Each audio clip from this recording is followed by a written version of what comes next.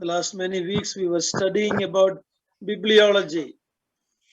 ಕಳೆದ ಕೆಲವು ವಾರಗಳಿಂದ ನಾವು ಸತ್ಯವೇದದ ಕುರಿತಾದಂತಹ ಅಧ್ಯಯನವನ್ನ ಮಾಡುತ್ತಾ ಇದ್ದೇವೆ.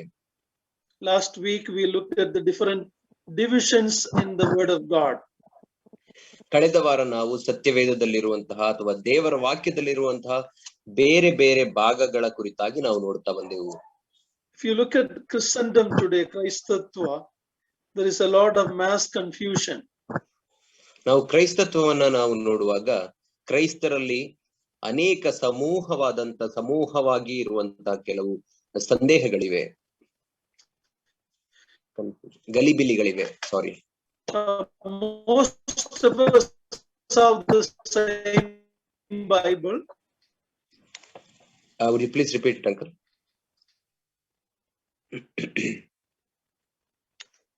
Hello. Most of us Christians have the same Bible. ನಮ್ಮಲ್ಲಿ ಬಹು ಮಂದಿ ಕ್ರೈಸ್ತರ ಕೈಯಲ್ಲಿ ಒಂದೇ ಸತ್ಯವೇದ ಇದೆ. Except the Roman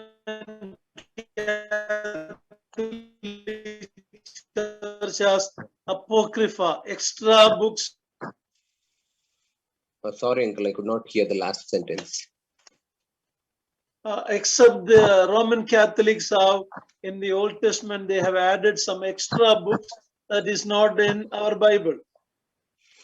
Roman Catholic ಪಂಗಡದವರ ಸತ್ಯವೇದದಲ್ಲಿರುವಂತಹ ಅಪೋಕ್ರಿಫಾ ಎಂಬಂತಹ ಪುಸ್ತಕಗಳನ್ನ ಹೊರತುಪಡಿಸಿದರೆ ನಮ್ಮ ಸತ್ಯವೇದದಲ್ಲಿ ಆ ಪುಸ್ತಕಗಳಿಲ್ಲ.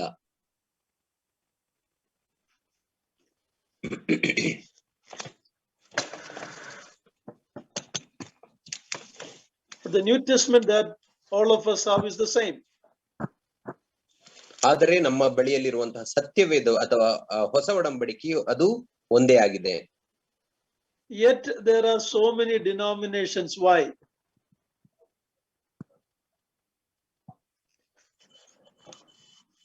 ಆದರೂ ನಮ್ಮ ಮಧ್ಯದಲ್ಲಿ ಅನೇಕ ಪಂಗಡಗಳಿವೆ. ಯಾಕೆ?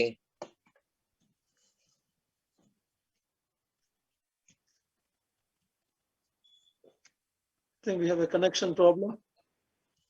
Yes, it is because of the wrong understanding or interpretation of the word of God. ಅನೇಕ ಪಂಗಡಗಳು ಇರುವುದಕ್ಕೆ ಕಾರಣ ಏನು ಎಂದರೆ ಸತ್ಯವೇದವನ್ನ ತಪ್ಪಾಗಿ ಅರ್ಥೈಸಿಕೊಂಡಿರುವುದು ಮತ್ತು ಅದನ್ನ ತಪ್ಪಾಗಿ ಅರ್ಥ ವಿವರಣೆ ಮಾಡಿರುವುದೇ ಆಗಿದೆ. Let's read 2 Timothy chapter 2 verse 15. ನಾವು 2 ತಿಮೋಥೆ 2ನೇ ಅಧ್ಯಾಯ 15ನೇ ವಚನವನ್ನ ಓದಿಕೊಳ್ಳೋಣ. ನೀನು ದೇವರ ದೃಷ್ಟಿಗೆ ಯೋಗ್ಯನಾಗಿ ಕಾಣಿಸಿಕೊಳ್ಳುವುದಕ್ಕೆ ಪ್ರಯಾಸ ಪಡು. ಅವಮಾನಕ್ಕೆ ಗುರಿಯಾಗದ ಕೆಲಸದವನು, ಸತ್ಯವಾಕ್ಯವನ್ನು ಸರಿಯಾಗಿ ಉಪದೇಶಿಸುವವನು ಆಗಿರು. This should be the desire of all of us to know the word of God and divide it rightly, understand it rightly. ಇದೇ ನಿಮ್ಮೆಲ್ಲರ ಆಶೆ ಆಗಿರಬೇಕು. ಏನಂದ್ರೆ ದೇವರ ವಾಕ್ಯವನ್ನು ಸರಿಯಾಗಿ ಅರ್ಥ ಮಾಡಿಕೊಳ್ಳುವುದು ಮತ್ತು ಅದನ್ನ ಸರಿಯಾಗಿ ವಿಭಾಗಿಸಿ ಅದನ್ನ ಬೋಧಿಸುವುದೇ ನಮ್ಮ ಆಶೆ ಆಗಿರಬೇಕು. But unfortunately in Christendom today, for power, for money, for positions, Christianity has become a mixture of right and wrong. ಆದರೆ ನಮ್ಮ ಕ್ರೈಸ್ತತ್ವದಲ್ಲಿ ನಾವು ನೋಡುವಾಗ ಅಧಿಕಾರಕ್ಕೆ ಮತ್ತು ಬಲಕ್ಕಾಗಿ ಮತ್ತು ಒಂದು ಸ್ಥಾನಮಾನಕ್ಕಾಗಿ ಆಶೆ ಪಡುವವರಾಗಿ ಎಲ್ಲವನ್ನು ಮಿಶ್ರಣ ಮಾಡಿ ದೇವರ ವಾಕ್ಯವನ್ನು ಕಲಬೆರಕೆ ಮಾಡಿರುವುದನ್ನು ನಾವು ನೋಡುತ್ತೇವೆ. 2000 years back when the Lord Jesus was in this world, he went to the temple in Jerusalem and he had to chase people out from there because the temple, the house of God, become a den of thieves. ಸುಮಾರು 2000 ವರ್ಷಗಳ ಹಿಂದೆ ಯೇಸು ಕ್ರಿಸ್ತನು ಈ ಲೋಕಕ್ಕೆ ಬಂದಾಗ ಆತನು ಯೆರೂಸಲೇಮ್ ದೇವಾಲಯಕ್ಕೆ ಹೋಗುವಾಗ ಅಲ್ಲಿದ್ದಂತಹ ಮಾರುವವರನ್ನ ಮತ್ತು ಅನೇಕರನ್ನ ಆತನು ದೇವಾಲಯದಿಂದ ಹೊರಡಿಸಬೇಕಾಯಿತು. ಯಾಕಂದರೆ ದೇವರ ಆಲಯವನ್ನ ಅವರು ಕಳ್ಳರ ಗವಿ ಮಾಡಿದ್ದರು. I wonder what the Lord's response will be if we come today and see. Of course he knows it, but if the Lord is physically here, what will be his response? We can imagine. ನಾವು ಒಂದು ವೇಳೆ ಕರ್ತನು ನಮ್ಮ ಮಧ್ಯದಲ್ಲಿ ಆತನ ದೈಹಿಕವಾಗಿ ಇರುವುದಾದರೆ ಆತನ ಪ್ರತಿಕ್ರಿಯೆ ಏನಾಗಿರುತ್ತಿತ್ತು ಎಂಬುದಾಗಿ ನನಗೆ ಆಶ್ಚರ್ಯವಾಗುತ್ತದೆ. But in the midst of that, God has kept a remnant who value the word of God. ಆದರೆ ಅದರ ಮಧ್ಯದಲ್ಲಿಯೂ ದೇವರು ತನಗಾಗಿ ಆರಿಸಲ್ಪಟ್ಟ ಕೆಲವರನ್ನ ಆತನು ಇಟ್ಟಿದ್ದಾನೆ, ತನ್ನ ವಾಕ್ಯವನ್ನ ಗೌರವಿಸುವವರನ್ನ. If you are in the assembly, thank God for the right teaching that is there in the assembly. ನೀವು ಒಂದು ಸಭೆಯಲ್ಲಿ ಇರುವುದಾದರೆ ದೇವರಿಗೆ ಸ್ತೋತ್ರ ಸಲ್ಲಿಸಿರಿ, ನಿಮ್ಮ ಸಭೆಯಲ್ಲಿ ಇರುವಂತಹ ಸ್ವಸ್ಥ ಬೋಧನೆಗಾಗಿ. Last months we studied on bibliology, the study of about the Bible. ನಾವು ಕಳೆದ ಕೆಲವು ವಾರಗಳಿಂದ ಸತ್ಯವೇದದ ಕುರಿತಾದಂತಹ ಅಧ್ಯಯನವನ್ನ ಮಾಡುತ್ತಾ ಇದ್ದೇವೆ. ಸತ್ಯವೇದದ ಕುರಿತಾಗಿ we looked at what is Bible. It is the revelation of God. ಸತ್ಯವೇದದ ವಿಷಯವಾದಂತಹ ಅನೇಕ ವಿಷಯಗಳನ್ನು ತಿಳಿದುಕೊಂಡೆವು. ಸತ್ಯವೇದ ಅಂದರೆ ಅದು ದೇವರ ಪ್ರಕಟಣೆಯಾಗಿದೆ. It is inerrant, without error. ಅದು ಯಾವುದೇ ದೋಷವಿಲ್ಲದು, ತಪ್ಪಿಲ್ಲದು ಆಗಿದೆ. It is inspired by the Holy Spirit. ಅದು ಪವಿತ್ರಾತ್ಮನಿಂದ ಪ್ರೇರಿತವಾದಂತದ್ದು. It is the authoritative word of God for life and godliness. ಜೀವಕ್ಕೂ ಭಕ್ತಿಗೂ ಬೇಕಾದಂತಹ ಅಧಿಕಾರ ಉಳ್ಳಂತಹ ದೇವರ ವಾಕ್ಯವೇ ಸತ್ಯವೇದವಾಗಿದೆ. I hope that study was beneficial to you as it was to me. ಆ ಒಂದು ಅಧ್ಯಯನವು ನನಗೆ ಯಾವ ರೀತಿ ಉಪಯೋಗವಾಯಿತು ಹಾಗೆ ನಿಮಗೂ ಉಪಯೋಗವಾಯಿತು ಎಂಬುದಾಗಿ ನೆನೆಸುತ್ತೇನೆ. Last week we saw how to divide the word of God according to different ages. ನಾವು ಕಳೆದ ವಾರ ದೇವರ ವಾಕ್ಯವನ್ನ ಅನೇಕ ಯುಗಗಳ ರೀತಿಯಲ್ಲಿ ಅಥವಾ ಕಾಲಾನುಸಾರವಾಗಿ ಯಾವ ರೀತಿ ವಿಭಾಗಿಸಬೇಕು, ವಿಂಗಡಿಸಬೇಕು ಎಂಬುದಾಗಿ ನೋಡಿಕೊಂಡೆವು. We can divide that from the beginning of Genesis to the end of Revelation. ನಾವು ದೇವರ ವಾಕ್ಯ ಖಂಡದ ಪ್ರಾರಂಭದಿಂದ ಹಿಡಿದು ಕೊನೆ ಪುಸ್ತಕವಾದಂತ ಪ್ರಕಟಣೆಯ ಅಂತ್ಯದವರೆಗೂ ವಿಭಾಗಿಸಬಹುದಾಗಿದೆ. Those who are not with us, I'll quickly recap the different ages in the word of God. ಕಳೆದ ವಾರನ ಅಧ್ಯಯನಕ್ಕೆ ಬಾರದೆ ಹೋದವರಿಗಾಗಿ ನಾನು ಚಿಕ್ಕದಾಗಿ ಸಾರಾಂಶವನ್ನ ಬೇಗನೆ ಹೇಳಿ ಮುಗಿಸುತ್ತೇನೆ. In Genesis chapter 1 and 2, the first division, we see the age of innocence when Adam was created without sin. ಮೊದಲನೇ ಯುಗ ಯಾವುದು ಎಂಬುದಾಗಿ ನಾವು ನೋಡುವಾಗ ಆದಿಕಾಂಡ 1 ಮತ್ತು 2ನೇ ಅಧ್ಯಾಯ, ಅದು ಮುಗ್ಧತೆಯ ಯುಗವಾಗಿದೆ. ಆ ಯುಗದಲ್ಲಿ ಮನುಷ್ಯನು ರೂಪಿಸಲ್ಪಟ್ಟಿದ್ದನು ದೇವರ ಹೋಲಿಕೆಗೆ, ಆದರೆ ಆತನಲ್ಲಿ ಪಾಪವಿರಲಿಲ್ಲ. But he was not tested, but there was a test given at the time of innocence. ಆದರೆ ಅವನಿಗೆ ಇನ್ನೂ ಪರೀಕ್ಷೆ ಆಗಿರಲಿಲ್ಲ. ಆ ಒಂದು ಮುಗ್ಧತೆಯ ಯುಗದಲ್ಲಿ ಆತನಿಗೆ ಪರೀಕ್ಷೆಯು ಕೂಡ ಆಯಿತು. There was a responsibility in that age. ಆ ಒಂದು ಯುಗದಲ್ಲಿ ಒಂದು ಜವಾಬ್ದಾರಿ ಇತ್ತು. It is that he should not eat the fruit of the tree of the knowledge of good and evil. ಆ ಮನುಷ್ಯನಿಗೆ ಆ ಒಂದು ಮುಗ್ಧತೆಯ ಕಾಲದಲ್ಲಿ ಕೊಟ್ಟಂತಹ ಆಜ್ಞೆ ಏನಾಗಿತ್ತು ಅಂದರೆ ಕೆಟ್ಟದರ ಒಳ್ಳೆದರ ಅರುಹನ್ನ ಹುಟ್ಟಿಸುವಂತಹ ಮರದ ಹಣ್ಣನ್ನ ತಿನ್ನಬಾರದು. But he failed in that. ಆದರೆ ಆತನು ಆ ಪರೀಕ್ಷೆಯಲ್ಲಿ ಸೋತು ಹೋದನು. Then there was a judgment from God. ಅದರ ನಿಮಿತ್ತವಾಗಿ ದೇವರು ಆತನಿಗೆ ನ್ಯಾಯ ತೀರ್ಪನ್ನು ಕೊಟ್ಟನು.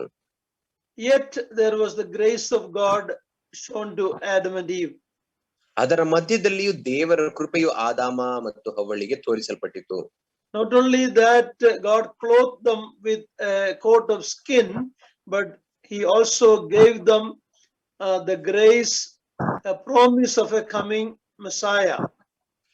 ದೇವರು ಆದಾಮ ಹವ್ವಳಿಗೆ ಚರ್ಮದ ಅಂಗಿಯನ್ನ ಮಾತ್ರ ಉಡಿಸಲಿಲ್ಲ, ಬದಲಾಗಿ ಮುಂದೆ ಬರಲಿಕ್ಕಿರುವಂತಹ ರಕ್ಷಕನಾದಂತ ಮೆಸ್ಸಾಯನ ಕುರಿತಾದಂತ ವಾಗ್ದಾನವನ್ನು ಸಹ ಮಾಡಿದನು. And then from Genesis 3 to 8 we saw the age of conscience.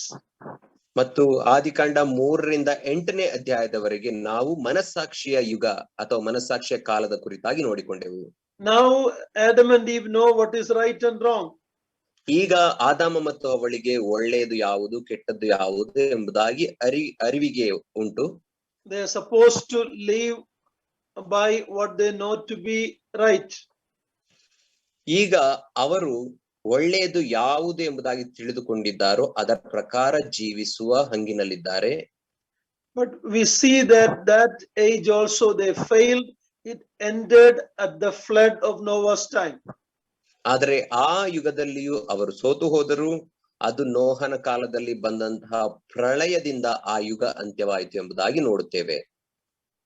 There's a worldwide judgment, yet God has given grace by the ark into which Noah and his family were saved. ಅದು ಇಡೀ ಲೋಕಕ್ಕೆ ಬಂದಂತಹ ನ್ಯಾಯ ತೀರ್ಪಾಗಿತ್ತು. ಅದರ ಮಧ್ಯದಲ್ಲಿಯೂ ದೇವರು ತನ್ನ ಕೃಪೆಯನ್ನ ತೋರಿಸುವವನಾಗಿ ನಾವೆಯ ಮೂಲಕ ನೋಹನ ಕುಟುಂಬವನ್ನ ರಕ್ಷಿಸಿದನು. And from Genesis 9 we see the human government God allowed. ಮತ್ತು ಆದಿಕಾಂಡ 9ನೇ ಅಧ್ಯಾಯದಿಂದ ನಾವು ನೋಡುವಾಗ ದೇವರು ಮಾನವನ ಅಧಿಕಾರವನ್ನ, ಮಾನವನ ಸರ್ಕಾರವನ್ನ ಭೂಲೋಕದಲ್ಲಿ ಅಸ್ತಿತ್ವಕ್ಕೆ ಬರುವುದಕ್ಕೆ ಅನುವು ಮಾಡಿಕೊಟ್ಟದನ್ನ ನೋಡಿದೆವು. This is probably the longest age. ಇದು ಒಂದು ವೇಳೆ ಅತ್ಯಂತ ದೊಡ್ಡದಾದಂತಹ ಯುಗವಾಗಿದೆ. Even though there are other ages afterwards, this human government will continue all the way till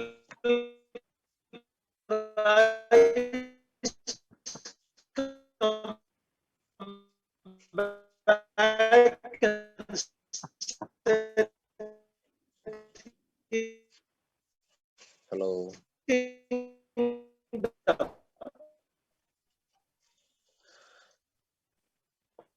ಮಾನವನ ಆ ಒಂದು ಅಧಿಕಾರದ ಯುಗ ಅದು ಮುಂದುವರಿಯುವ ಯುಗವಾಗಿದ್ದರೂ ಕೂಡ ಅದರ ಮಧ್ಯದಲ್ಲಿಯೂ ಅನೇಕ ಯುಗಗಳು ಬರುವುದಾದರೂ ಕೂಡ ಆ ಒಂದು ಮಾನವನ ಅಧಿಕಾರದ ಯುಗ ಯಾವಾಗ ಅಂತ್ಯವಾಗುತ್ತದೆ ಅಂದರೆ ಯೇಸು ಕ್ರಿಸ್ತನ 1000 ವರ್ಷದ ಆಳ್ವಿಕೆಯು ಭೂಮಿಯಲ್ಲಿ ಸ್ಥಾಪಿಸಲ್ಪಡುವಾಗ ಆ ಯುಗದ ಅಂತ್ಯವಾಗುತ್ತದೆ. Even though there are other ages that came after that, this age will continue. The human government will continue. So in one sense, it's a longest period. ಮಾನವನ ಅಧಿಕಾರದ ಯುಗ ಅದು ಅತ್ಯಂತ ದೊಡ್ಡದಾದಂತಹ ಒಂದು ಅವಧಿಯಾಗಿರುತ್ತದೆ. ಅದಾದ ನಂತರ ಅನೇಕ ಯುಗಗಳು ಬಂದರೂ ಕೂಡ ಆ ಮಾನವನ ಯುಗವು ಅದು ಮುಂದುವರಿಯುವಂತದ್ದಾಗಿರುತ್ತೆ, ಮಾನವನ ಅಧಿಕಾರದ ಯುಗ. We see that in Daniel chapter 2, 2 Thessalonians, the book of Revelation, the Lord coming and setting up his kingdom. ನಾವು ಅದರ ಕುರಿತಾಗಿ ದಾನಿಯೇಲ 2ನೇ ಅಧ್ಯಾಯ, 2 ಥೆಸಲೋನಿಕದವರಿಗೆ ಬರೆದ ಪತ್ರಿಕೆ ಮತ್ತು ಪ್ರಕಟಣೆಯ ಪುಸ್ತಕಗಳಲ್ಲಿ ನಾವು ನೋಡುತ್ತೇವೆ ಯೇಸು ಕ್ರಿಸ್ತನು ಬಂದು ತನ್ನ ರಾಜ್ಯವನ್ನ ಭೂಮಿಯ ಮೇಲೆ ಸ್ಥಾಪಿಸುವವರೆಗೂ ಮಾನವನ ಅಧಿಕಾರ ನಡೆಯುತ್ತದೆ. Then fourthly we saw from Genesis 12 to Exodus 19 the Would you please repeat it, uncle? From Genesis 12 to Exodus 19 we see the fourth age of promise given to Abraham. ಆದಿಕಾಂಡ 12ನೇ ಅಧ್ಯಾಯದಿಂದ ವಿಮೋಚನಾ ಕಾಂಡ 19ನೇ ಅಧ್ಯಾಯದವರೆಗೆ ನಾವು ಅಲ್ಲಿ ಮೋಶೆಯ ಧರ್ಮಶಾಸ್ತ್ರದ ಯುಗದ ಕುರಿತಾಗಿ ನೋಡುತ್ತೇವೆ. Age of promise given to Abraham. ಅಬ್ರಹಾಮನ ವಾಗ್ದಾನದ ಯುಗವನ್ನ ನಾವು ನೋಡುತ್ತೇವೆ.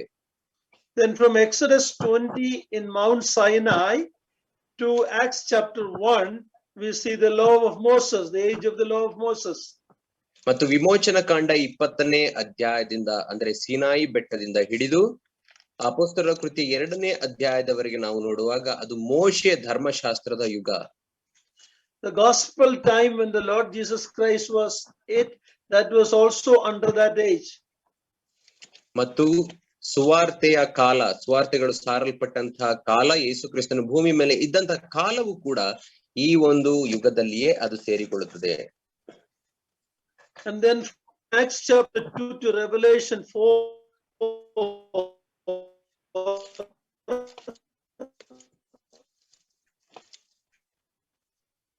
Hello.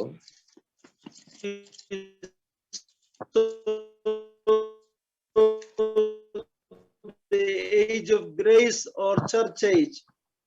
ನಾವು ಅಪೊಸ್ತಲರ ಕೃತ್ಯ 3ನೇ ಅಧ್ಯಾಯದಿಂದ ಹಿಡಿದು ಪ್ರಕಟಣೆ 4ನೇ ಅಧ್ಯಾಯದವರೆಗೆ ನಾವು ನೋಡುವಾಗ ಅದು ಸಭಾಯುಗ ಅಥವಾ ಕೃಪಾಯುಗವಾಗಿರುತ್ತದೆ. This does not mean there was no grace of God in the Old Testament. ಅದರ ಅರ್ಥ ಹಳೆಯ ಒಡಂಬಡಿಕೆಯಲ್ಲಿ ದೇವರ ಕೃಪೆ ಇರಲಿಲ್ಲ ಎಂಬುದಾಗಿ ಅಲ್ಲ. We find many places that like Noah found grace in the sight of God. ನಾವು ಅನೇಕ ಸ್ಥಳಗಳಲ್ಲಿ ನಾವು ನೋಡುವಾಗ ನೋಹ ದೇವರ ದೃಷ್ಟಿಯಲ್ಲಿ ಕೃಪೆಯನ್ನ ಹೊಂದಿಕೊಂಡನು ಎಂಬುದಾಗಿ ನಾವು ನೋಡುತ್ತೇವೆ. But this is when the Lord Jesus Christ came into the world full of truth and grace. ಆದರೆ ಈ ಒಂದು ಕೃಪೆಯ ಯುಗ ಯಾವುದು ಅಂದರೆ ಯೇಸು ಕ್ರಿಸ್ತನು ಈ ಲೋಕಕ್ಕೆ ಬಂದಾಗ ಆತನು ಕೃಪೆಯಲ್ಲಿಯೂ ಸತ್ಯದಿಂದಲೂ ತುಂಬಿದವನಾಗಿ ಆತನು ಬಂದನು. That age will end at the rapture. ಆ ಒಂದು ಯುಗವು ಸಭೆಯು ಎತ್ತಲ್ಪಡುವಾಗ ಅಂತ್ಯವಾಗುತ್ತದೆ.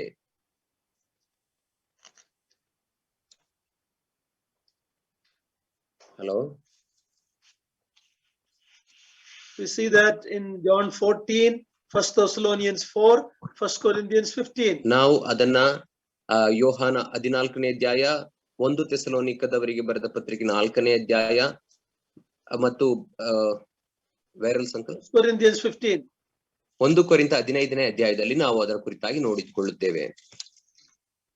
And then there will be a 7-year interval or intermission. ಅದಾದ ನಂತರ ಈ ಕೃಪಾಯುಗದ ನಂತರ 7 ವರ್ಷಗಳ ಕಾಲ ಮಧ್ಯಂತರ ವಿರಾಮದ ಸಮಯವಿರುತ್ತದೆ. Well, it's from Revelation 6 to 19. ಅದು ಪ್ರಕಟಣೆ 6ರಿಂದ 19ನೇ ಅಧ್ಯಾಯದವರೆಗೆ.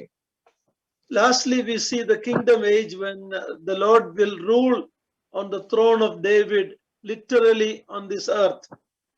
ಕಡೆಯ ಯುಗ ಅದು ಯಾವುದೆಂಬುದಾಗಿ ನಾವು ನೋಡುವಾಗ ಅದು ಯೇಸು ಕ್ರಿಸ್ತನ ಆಳ್ವಿಕೆಯ ಯುಗವಾಗಿರುತ್ತದೆ. ಯೇಸು ಕ್ರಿಸ್ತನು ಆತನು ನಿಜವಾಗಿಯೂ ಈ ಭೂಮಿಯ ಮೇಲೆ ಬಂದು ತನ್ನ ಸಿಂಹಾಸನವನ್ನು ಸ್ಥಾಪಿಸಿ 1000 ವರ್ಷಗಳ ಆಳ್ವಿಕೆಯನ್ನು ನಡೆಸುವವನಾಗಿರುತ್ತಾನೆ. We see that 6 times referred in Revelation 20, the period 1000 years. ನಾವು ಪ್ರಕಟಣೆ 20ನೇ ಅಧ್ಯಾಯದಲ್ಲಿ ನಾವು ನೋಡುವಾಗ ಅಲ್ಲಿ 6 ಬಾರಿ 1000 ವರ್ಷಗಳ ಆಳ್ವಿಕೆ ಎಂಬುದಾಗಿ ಅಲ್ಲಿ ನಮೂದಿಸಲ್ಪಟ್ಟಿರುವುದನ್ನು ನಾವು ನೋಡುತ್ತೇವೆ. Then when we come to the last 2 chapters of the Bible, we read about the New Jerusalem and eternity, new heaven and new earth. ಮತ್ತು ಪ್ರಕಟಣೆ ಕಡೆಯ 2 ಅಧ್ಯಾಯ 21, 22ನೇ ಅಧ್ಯಾಯಗಳನ್ನು ನಾವು ನೋಡುವಾಗ ಅಲ್ಲಿ ಅದು ನಿತ್ಯತ್ವದ ಕುರಿತಾಗಿ ಅಥವಾ ಹೊಸ ಯೆರೂಸಲೇಮ್ ಕುರಿತಾಗಿ ಅದು ಮಾತನಾಡುತ್ತದೆ. So this is the one easy way to understand different ages in the world. ಹೀಗೆ ನಾವು ಸತ್ಯವೇದವನ್ನು ವಿಭಾಗಿಸುವಾಗ ಸತ್ಯವೇದದಲ್ಲಿ ಕೊಡಲ್ಪಟ್ಟಿರುವಂತಹ ನಾನಾ ಯುಗಗಳು ಮತ್ತು ಕಾಲಗಳನ್ನ ಸರಿಯಾಗಿ ವಿಭಾಗಿಸಿ ಅರ್ಥ ಮಾಡಿಕೊಳ್ಳಬಹುದು. I will put it in a different way. ನಾನು ಇದನ್ನ ಬೇರೆ ರೀತಿ ಹೇಳುತ್ತೇನೆ. In the Old Testament, it was, we can say, the age when Jehovah was mostly at work. ಹಳೆಯ ಒಡಂಬಡಿಕೆಯಲ್ಲಿ ನಾವು ನೋಡುವಾಗ ಅಲ್ಲಿ ಅನೇಕ ಸಂದರ್ಭಗಳಲ್ಲಿ ಯೆಹೋವ ದೇವರು ಆತನು ಕಾರ್ಯಪ್ರವೃತ್ತನಾಗಿದ್ದನು. So Old Testament time, we can say it is the age of Jehovah the Father, God the Father. ಹಳೆಯ ಒಡಂಬಡಿಕೆಯನ್ನು ನಾವು ನೋಡುವಾಗ ಅದು ಯೆಹೋವ ದೇವರು ಅಥವಾ ತಂದೆಯಾದ ದೇವರ ಕಾಲವಾಗಿತ್ತು. Even though the Holy Spirit and the Son we see in working in the Old Testament also. ಆದರೂ ಪವಿತ್ರಾತ್ಮನನ್ನು ಮತ್ತು ಮಗನಾದಂತಹ ದೇವರನ್ನ ಕೂಡ ಕಾರ್ಯ ಮಾಡುವುದನ್ನು ನಾವು ಹಳೆಯ ಒಡಂಬಡಿಕೆಯಲ್ಲಿ ನೋಡುತ್ತೇವೆ. In the gospel times, the 4 gospel time, in other words, when the Lord Jesus Christ was here physically, we can say it was the age of the Son. ಆದರೆ ಸುವಾರ್ತೆಯ ಕಾಲದಲ್ಲಿ ನಾವು ನೋಡುವಾಗ ಅಲ್ಲಿ ಯೇಸು ಕ್ರಿಸ್ತನು ಮಗನಾದಂತಹ ದೇವರು ಆತನು ಶರೀರಧಾರಿಯಾಗಿ ಆತನು ಶರೀರದಲ್ಲಿ ಈ ಲೋಕದಲ್ಲಿ ಇದ್ದಂತ ಕಾಲವಾಗಿತ್ತು. Today we are living, we can say, in the age of the Holy Spirit. ಆದರೆ ಈ ದಿನಗಳಲ್ಲಿ ನಾವು ಜೀವಿಸುತ್ತಿರುವಂತದ್ದು ಪವಿತ್ರಾತ್ಮನ ಕಾಲದಲ್ಲಿ. We know the book of the Acts of the Apostles. ನಾವು ಅಪೊಸ್ತಲರ ಕೃತ್ಯಗಳು ಎಂಬುದಾಗಿ ನಾವು ನೋಡುತ್ತೇವೆ. But actually the better name is Act of the Holy Spirit through the Apostles. Sorry, uncle. Would you please repeat? The better name for the book of Acts is the Acts of the Holy Spirit through the Apostles. ಆದರೆ ಅಪೊಸ್ತಲರ ಕೃತ್ಯಗಳಿಗೆ ಸರಿಯಾದ ಹೆಸರನ್ನ ಕೊಡಬಹುದಾಗಿದ್ದರೆ ಅದು ಪವಿತ್ರ ಆತ್ಮನ ಕಾರ್ಯಗಳು ಅಪೊಸ್ತಲರ ಮೂಲಕ ಎಂಬುದಾಗಿ ಕೊಡಬೇಕಾಗಿತ್ತು. Okay, so today we are living in the best age of the Holy Spirit.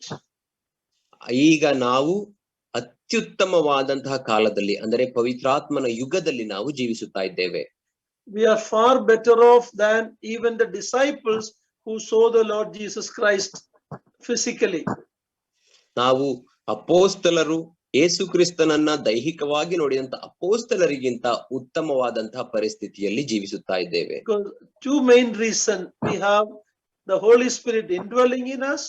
Secondly, we have the completed scripture. All the promises of God we have in our hands.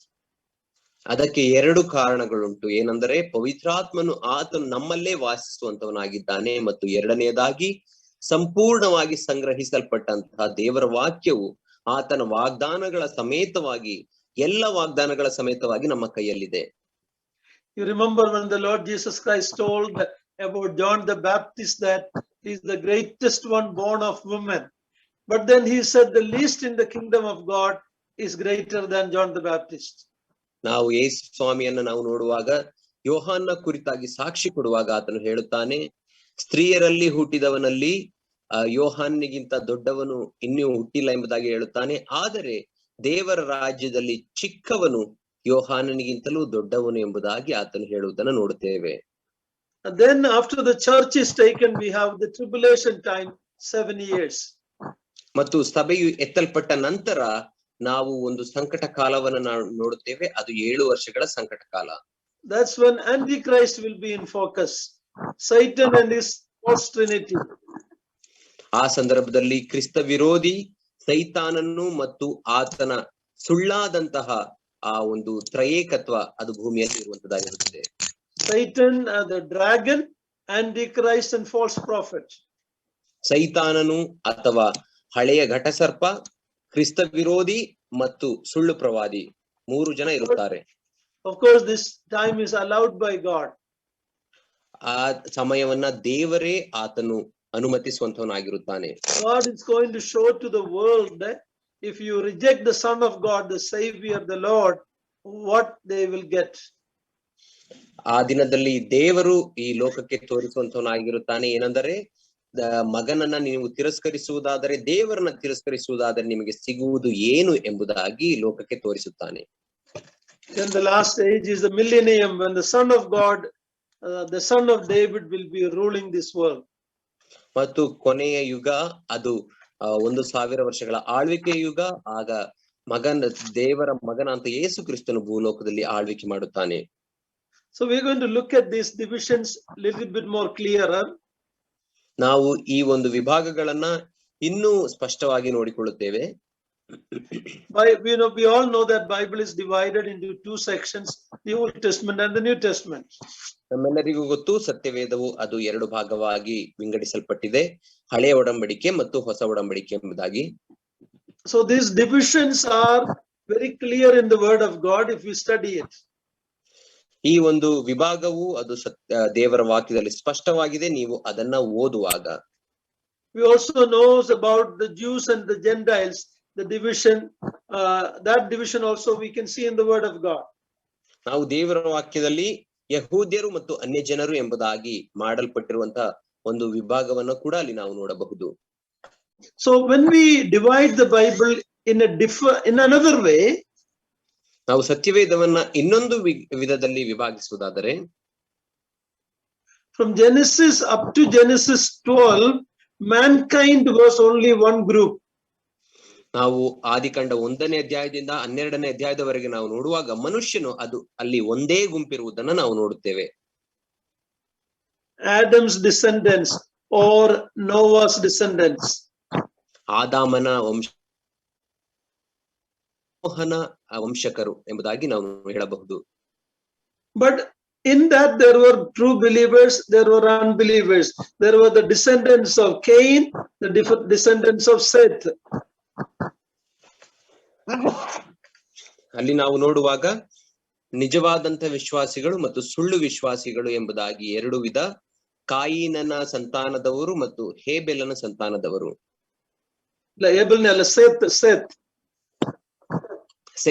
ಸೇತನ ಸಂತಾನದವರು. Okay. Now from from Genesis 12, we see Abraham. God is calling Abraham from the idol worshippers, and he is giving a promise.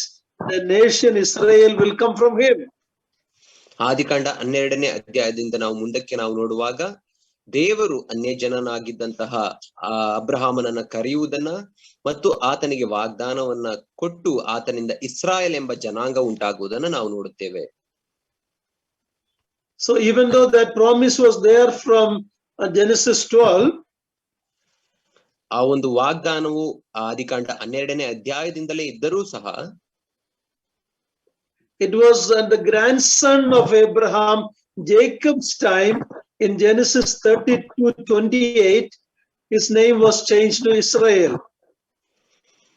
ನಾವು ಆದರೂ ಅಲ್ಲಿ ನಾವು ನೋಡುವಾಗ ಅಬ್ರಹಾಮನ ಮೊಮ್ಮಗನಾದಂತಹ ಯಾಕೋಬನು ಆದಿಕಾಂಡ 30ನೇ ಅಧ್ಯಾಯ 28ನೇ ವಚನದಲ್ಲಿ ನಾವು ನೋಡುವಾಗ ಆತನ ಹೆಸರನ್ನ ಯಾಕೋಬನಿಂದ ಇಸ್ರಾಯೇಲನು ಎಂಬುದಾಗಿ ಇಡುವುದನ್ನ ನಾವು ನೋಡುತ್ತೇವೆ.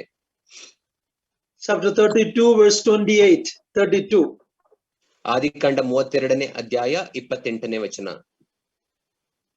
One of the amazing truth in the Bible is Israel is mentioned about 2,300 times in the Bible.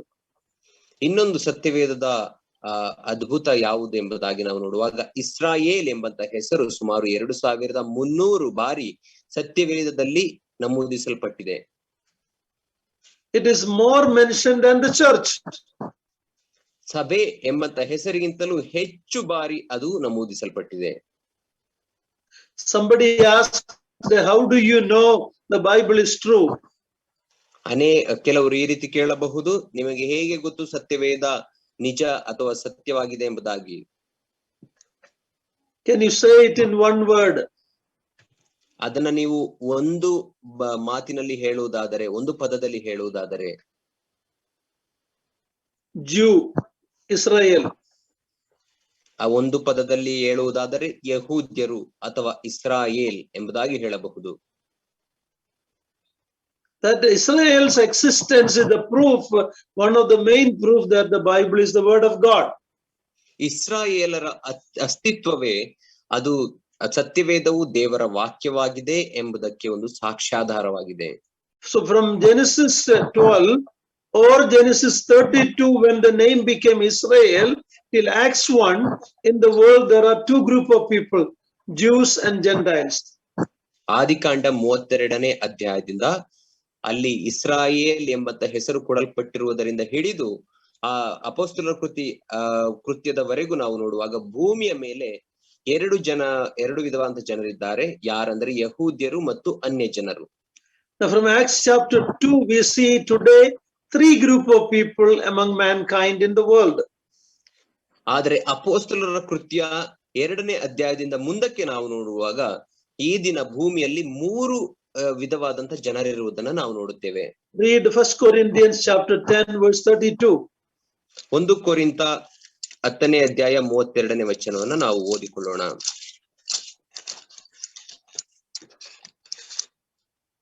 1 ಕೊರಿಂಥ 10ನೇ ಅಧ್ಯಾಯ 32ನೇ ವಚನ. ಯಹೂದ್ಯರಿಗಾಗಲಿ ಗ್ರೀಕರಿಗಾಗಲಿ ದೇವರ ಸಭೆಗಾಗಲಿ ವಿಜ್ಞವಾಗಬೇಡಿರಿ. So in the Old Testament, if there were two group of people, now in the world, in God's estimation, there are three group of people. ಹಳೆಯ ಒಡಂಬಡಿಕೆಯಲ್ಲಿ ಕೇವಲ 2 ವಿಧದ ಜನರಿದ್ದರು, ಆದರೆ ದೇವರ ಎಣಿಕೆಯಲ್ಲಿ ಈಗ ನಾವು ನೋಡುವಾಗ ಭೂಮಿಯ ಮೇಲೆ 3 ವಿಧದ ಜನರಿದ್ದಾರೆ. Jews and Gentiles. ಯಹೂದ್ಯರು ಅನ್ಯ ಜನರು. But from both of those groups, God is calling a new entity, that is the church of the living God. ಈ ಒಂದು ಯಹೂದ್ಯರು ಮತ್ತು ಅನ್ಯ ಜನರು ಎಂಬಂತ ಈ ಗುಂಪಿನಿಂದ ದೇವರು ತನಗಾಗಿ ಒಂದು ಜನರನ್ನ ಆರಿಸಿಕೊಳ್ಳುತ್ತಾ ಇದ್ದಾನೆ. ಅದು ಯಾರು ಎಂಬುದಾಗಿ ನಾವು ನೋಡುವಾಗ ಸಭೆ. 1 Corinthians 12 and 13, we read about that. 1 ಕೊರಿಂಥ 12ನೇ ಅಧ್ಯಾಯ 13ನೇ ವಚನದಲ್ಲಿ ಅದರ ಕುರಿತಾಗಿ ನಾವು ನೋಡಿಕೊಳ್ಳುತ್ತೇವೆ. Verse 12 and 13, please read it. 12-13ನೇ ವಚನ. 1 ಕೊರಿಂಥ 12ನೇ ಅಧ್ಯಾಯ 12-13ನೇ ವಚನ. ಹೇಗೆ ದೇಹವು ಒಂದಾಗಿದ್ದರೂ ಅದಕ್ಕಿರುವ ಅಂಗಗಳು ಅನೇಕವಾಗಿವೆಯೋ ಹೇಗೆ ದೇಹದ ಅಂಗಗಳೆಲ್ಲವೂ ಅನೇಕವಾಗಿದ್ದು ಒಂದೇ ದೇಹವಾಗಿರುವುದೋ ಹಾಗೆಯೇ ಕ್ರಿಸ್ತನು. ಯಹೂದ್ಯರಾಗಲಿ ಗ್ರೀಕರಾಗಲಿ ದಾಸರಾಗಲಿ ಸ್ವತಂತ್ರರಾಗಲಿ ನಾವೆಲ್ಲರೂ ಒಂದೇ ದೇಹವಾಗುವುದಕ್ಕಾಗಿ ಒಂದೇ ಆತ್ಮನಲ್ಲಿ ದೀಕ್ಷಾ ಸ್ನಾನ ಮಾಡಿಸಿಕೊಂಡೆವು, ಒಂದೇ ಆತ್ಮ ನಮ್ಮೆಲ್ಲರಿಗೂ ಪಾನವಾಗಿ ಕೊಡಲ್ಪಟ್ಟಿತು. So we see that how God is taking people from Jews and the Greeks, or in other words Gentiles, and making a third group, which is the church of the living God. ಇಲ್ಲಿ ನಾವು ನೋಡುವಾಗ ಹೇಗೆ ದೇವರು ಯಹೂದ್ಯರ ಗುಂಪಿನಿಂದ ಮತ್ತು ಗ್ರೀಕರು ಅಥವಾ ಅನ್ಯ ಜನರು ಎಂಬಂತಹ ಗುಂಪಿನಿಂದ ತನಗಾಗಿ ಒಂದು ಗುಂಪನ್ನು ಆರಿಸಿಕೊಂಡು ಅದನ್ನ ಸಭೆ ಎಂಬುದಾಗಿ ಕರೆಯಲ್ಪಡುವುದನ್ನು ನಾವು ಇಲ್ಲಿ ನೋಡುತ್ತೇವೆ. But the physical Israel is still there in the world. ಆದರೆ ದೈಹಿಕವಾಗಿ ಇಸ್ರಾಯೇಲರು ಇನ್ನೂ ಭೂಮಿಯ ಮೇಲೆ ಇದ್ದಾರೆ. 1948 they came back, they got a little bit of real estate property, they are there, even though it's not the whole promise. They come back in 1948 as a nation. ನಾವು ನೋಡುವಾಗ ಇಸ್ರಾಯೇಲರು 1948ನೇ ಇಸ್ವಿಯಲ್ಲಿ ಅವರು ಜನಾಂಗ ಬೇರೆ ಚದುರಿಸಲ್ಪಟ್ಟಿದ್ದಂತವರು ಕೂಡಿ ಬಂದು ಇಸ್ರಾಯೇಲ್ ದೇಶವಾಗಿ ಅವರು ತಮಗಾಗಿ ಒಂದು ಸಣ್ಣದಾದಂತಹ ದೇಶವನ್ನ ಮಾಡಿಕೊಳ್ಳುವುದನ್ನು ನಾವು ನೋಡುತ್ತೇವೆ. ಅದು ದೇವರ ಸಂಪೂರ್ಣ ವಾಗ್ದಾನದ ನೆರವೇರುವಿಕೆ ಅಲ್ಲದೆ ಹೋದರೂ ಇಸ್ರಾಯೇಲರು ತಮಗಾಗಿ ಒಂದು ಚಿಕ್ಕದಾದಂತಹ ದೇಶವನ್ನ ಮಾಡಿಕೊಂಡರು. But what is going to happen today? The Jews, if they wanted to be saved, they have to believe in the Lord Jesus Christ like the Gentiles. ಆದರೆ ಈಗ ನಾವು ನೋಡುವಾಗ ಇಸ್ರಾಯೇಲರು ಅಥವಾ ಯಹೂದ್ಯರು ತಾವು ರಕ್ಷಣೆ ಹೊಂದಬೇಕಾದರೆ ಅವರೂ ಕೂಡ ಅನ್ಯ ಜನರಲ್ಲಿ ರಕ್ಷಣೆ ಹೊಂದಿದಂತವರು ಹೇಗೆ ರಕ್ಷಿಸಲ್ಪಡುತ್ತಾರೋ ಹಾಗೆ ಅವರೂ ಕೂಡ ಯೇಸು ಕ್ರಿಸ್ತನ ನಂಬುವುದರ ಮೂಲಕ ಮಾತ್ರ ಅವರಿಗೂ ರಕ್ಷಣೆ ಉಂಟು. So in this age, we read in Ephesians 2, God has broken down the partition that's remained between Jews and Gentiles. ನಾವು ಎಫೆಸ 12ನೇ ಅಧ್ಯಾಯದಲ್ಲಿ ನಾವು ನೋಡುವಾಗ ಎಫೆಸ 2ನೇ ಅಧ್ಯಾಯದಲ್ಲಿ ನಾವು ನೋಡುವಾಗ ಅಲ್ಲಿ ದೇವರು ಯಹೂದ್ಯರು ಮತ್ತು ಅನ್ಯ ಜನರು ಎಂಬುದಾಗಿ ಇದ್ದಂತಹ ಒಂದು ಅಡ್ಡಗೋಡೆಯನ್ನ ವಿಭಾಗ ಮಾಡಿದಂತಹ ಅಡ್ಡಗೋಡೆಯನ್ನ ಕೆಡವಿ ಹಾಕಿರುವುದನ್ನು ನಾವು ನೋಡುತ್ತೇವೆ. And now there is a new man, that is the body of Christ, the church. ಈಗ ಅಲ್ಲಿ ನೂತನ ಮನುಷ್ಯನು ಮಾಡಲ್ಪಟ್ಟಿರುವುದನ್ನು ನಾವು ನೋಡುತ್ತೇವೆ, ಅದು ಕ್ರಿಸ್ತನ ದೇಹ ಅಥವಾ ಸಭೆ ಎಂಬುದಾಗಿ ಕರೆಯಬಹುದು. This threefold division will be there till the end of the millennium. ಈ ಒಂದು 3 ವಿಧವಾದಂತಹ ಜನರ ಆ ಒಂದು ಗುಂಪು ಯೇಸು ಕ್ರಿಸ್ತನ ಆಳ್ವಿಕೆಯು ಭೂಮಿಯ ಮೇಲೆ ಸ್ಥಾಪಿಸಲ್ಪಡುವವರೆಗೂ ಇರುತ್ತದೆ. The Israel is there. ಅಲ್ಲಿ ಇಸ್ರಾಯೇಲರಿದ್ದಾರೆ. The church is there. ಸಭೆ ಇದೆ. And the Gentiles will also be there. ಅನ್ಯ ಜನರು ಕೂಡ ಅಲ್ಲಿ ಇರುತ್ತಾರೆ. A lot of people ask the question, before Jesus Christ came into the world, how was the people saved? ಅನೇಕರು ಈ ರೀತಿ ಪ್ರಶ್ನೆಯನ್ನ ಕೇಳುತ್ತಾರೆ. ಯೇಸು ಕ್ರಿಸ್ತನು ಭೂಲೋಕಕ್ಕೆ ಬರುವುದಕ್ಕಿಂತ ಮುಂಚೆ ಜನಗಳು ಹೇಗೆ ರಕ್ಷಿಸಲ್ಪಡುತ್ತಾ ಇದ್ದರು? That is a question I hear. People ask me, you say Jesus is the savior, but he came only 2000 years back. But before that, how people were saved? ಈ ಪ್ರಶ್ನೆಯನ್ನ ನನಗೆ ಅನೇಕರು ಕೇಳುತ್ತಾರೆ. ನೀವು ಹೇಳುತ್ತೀರಿ ಯೇಸು ಕ್ರಿಸ್ತನೇ ರಕ್ಷಕನು ಎಂಬುದಾಗಿ, ಆತನು ಬಂದದ್ದು ಸುಮಾರು 2000 ವರ್ಷಗಳ ಹಿಂದೆ. ಆತನು ಬರುವುದಕ್ಕಿಂತ ಮುಂಚೆ ಜನಗಳು ಹೇಗೆ ರಕ್ಷಣೆ ಹೊಂದುತ್ತಾ ಇದ್ದರು ಎಂಬುದಾಗಿ ಕೇಳುತ್ತಾರೆ. All of us believers should have a clear answer how God saved people in the Old Testament. ನಾವು ವಿಶ್ವಾಸಿಗಳಂತ ನಮ್ಮೆಲ್ಲರಿಗೂ ಇದಕ್ಕೆ ಸ್ಪಷ್ಟವಾದಂತಹ ಉತ್ತರ ಇರಬೇಕು, ಯಾವ ರೀತಿ ದೇವರು ಮನುಷ್ಯನನ್ನು ರಕ್ಷಿಸಿದನು ಎಂಬುದಾಗಿ. Salvation is always by the grace of God through faith. ರಕ್ಷಣೆಯು ಅದು ಯಾವಾಗಲೂ ಕೂಡ ದೇವರ ಕೃಪೆಯ ಮೂಲಕ ನಾವು ನಂಬಿಕೆ ಇಡುವುದರ ಮೂಲಕ ದೊರೆಯುತ್ತದೆ. We read about Abraham believed God and it was counted as righteousness for him. ನಾವು ನೋಡುವಾಗ ಅಬ್ರಹಾಮನು ನಂಬಿದನು, ಆತನ ನಂಬಿಕೆಯು ಅವನಿಗೆ ನೀತಿವಂತಿಕೆ ಎಂಬುದಾಗಿ ಎಣಿಸಲ್ಪಟ್ಟಿತು. So the Old Testament salvation was by faith. ಹಳೆ Through ಒಡಂಬಡಿಕೆಯ grace. ರಕ್ಷಣೆಯೂ ಕೂಡ ನಂಬುವುದರ ಮೂಲಕ ದೇವರ ಕೃಪೆಯಿಂದಲೇ ದೊರೆಯುವಂತದ್ದಾಗಿತ್ತು. How did Adam and Eve get saved? Do you believe they were saved?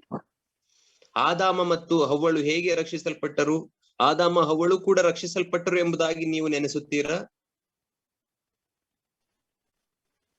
Well, before that, let me ask, how did Adam and Eve die? ಅದಕ್ಕಿಂತ ಮುಂಚೆ ನಾನು ಇನ್ನೊಂದು ಪ್ರಶ್ನೆಯನ್ನ ಕೇಳುತ್ತೇನೆ. ಆದಾಮ ಮತ್ತೆ ಹವ್ವಳು ಹೇಗೆ ಸತ್ತರು? God said, the day you eat, you will die. ದೇವರು ಹೇಳಿದರು, ನೀನು ಈ ಹಣ್ಣನ್ನ ತಿಂದ ದಿನವೇ ಸತ್ತು ಹೋಗು ಎಂಬುದಾಗಿ. How did they die? ಹಾಗಾದ್ರೆ ಅವರು ಹೇಗೆ ಸತ್ತರು? ದೇವರಿಂದ ದೂರ. A lot of people will give the answer. They disobeyed, they sinned, and they died. ಅನೇಕರು ಈ ರೀತಿ ಉತ್ತರವನ್ನು ಕೊಡುತ್ತಾರೆ. ಅವರು ಅವಿಧೇಯರಾದರು, ಪಾಪ ಮಾಡಿದರು ಮತ್ತು ಸತ್ತು ಹೋದರು ಎಂದು. But the better answer is they died by faith. ಆದರೆ ಅದಕ್ಕೆ ಸರಿಯಾದ ಉತ್ತರ ಏನೆಂದರೆ ಅವರು ನಂಬಿಕೆಯಿಂದ ಸತ್ತರು ಎಂಬುದಾಗಿ ಹೇಳಬೇಕು. What do I mean by that? ಅದರ ಅರ್ಥವೇನು? Instead of putting faith in the word of God, they put faith in the word of Satan. ಅದರ ಅರ್ಥ ದೇವರ ಮಾತಿನ ಮೇಲೆ ನಂಬಿಕೆ ಇಡುವುದರ ಬದಲಾಗಿ ಅವರು ಸೈತಾನನ ಮಾತಿನ ಮೇಲೆ ನಂಬಿಕೆ ಇಟ್ಟರು. So by faith they died, by faith in the wrong person.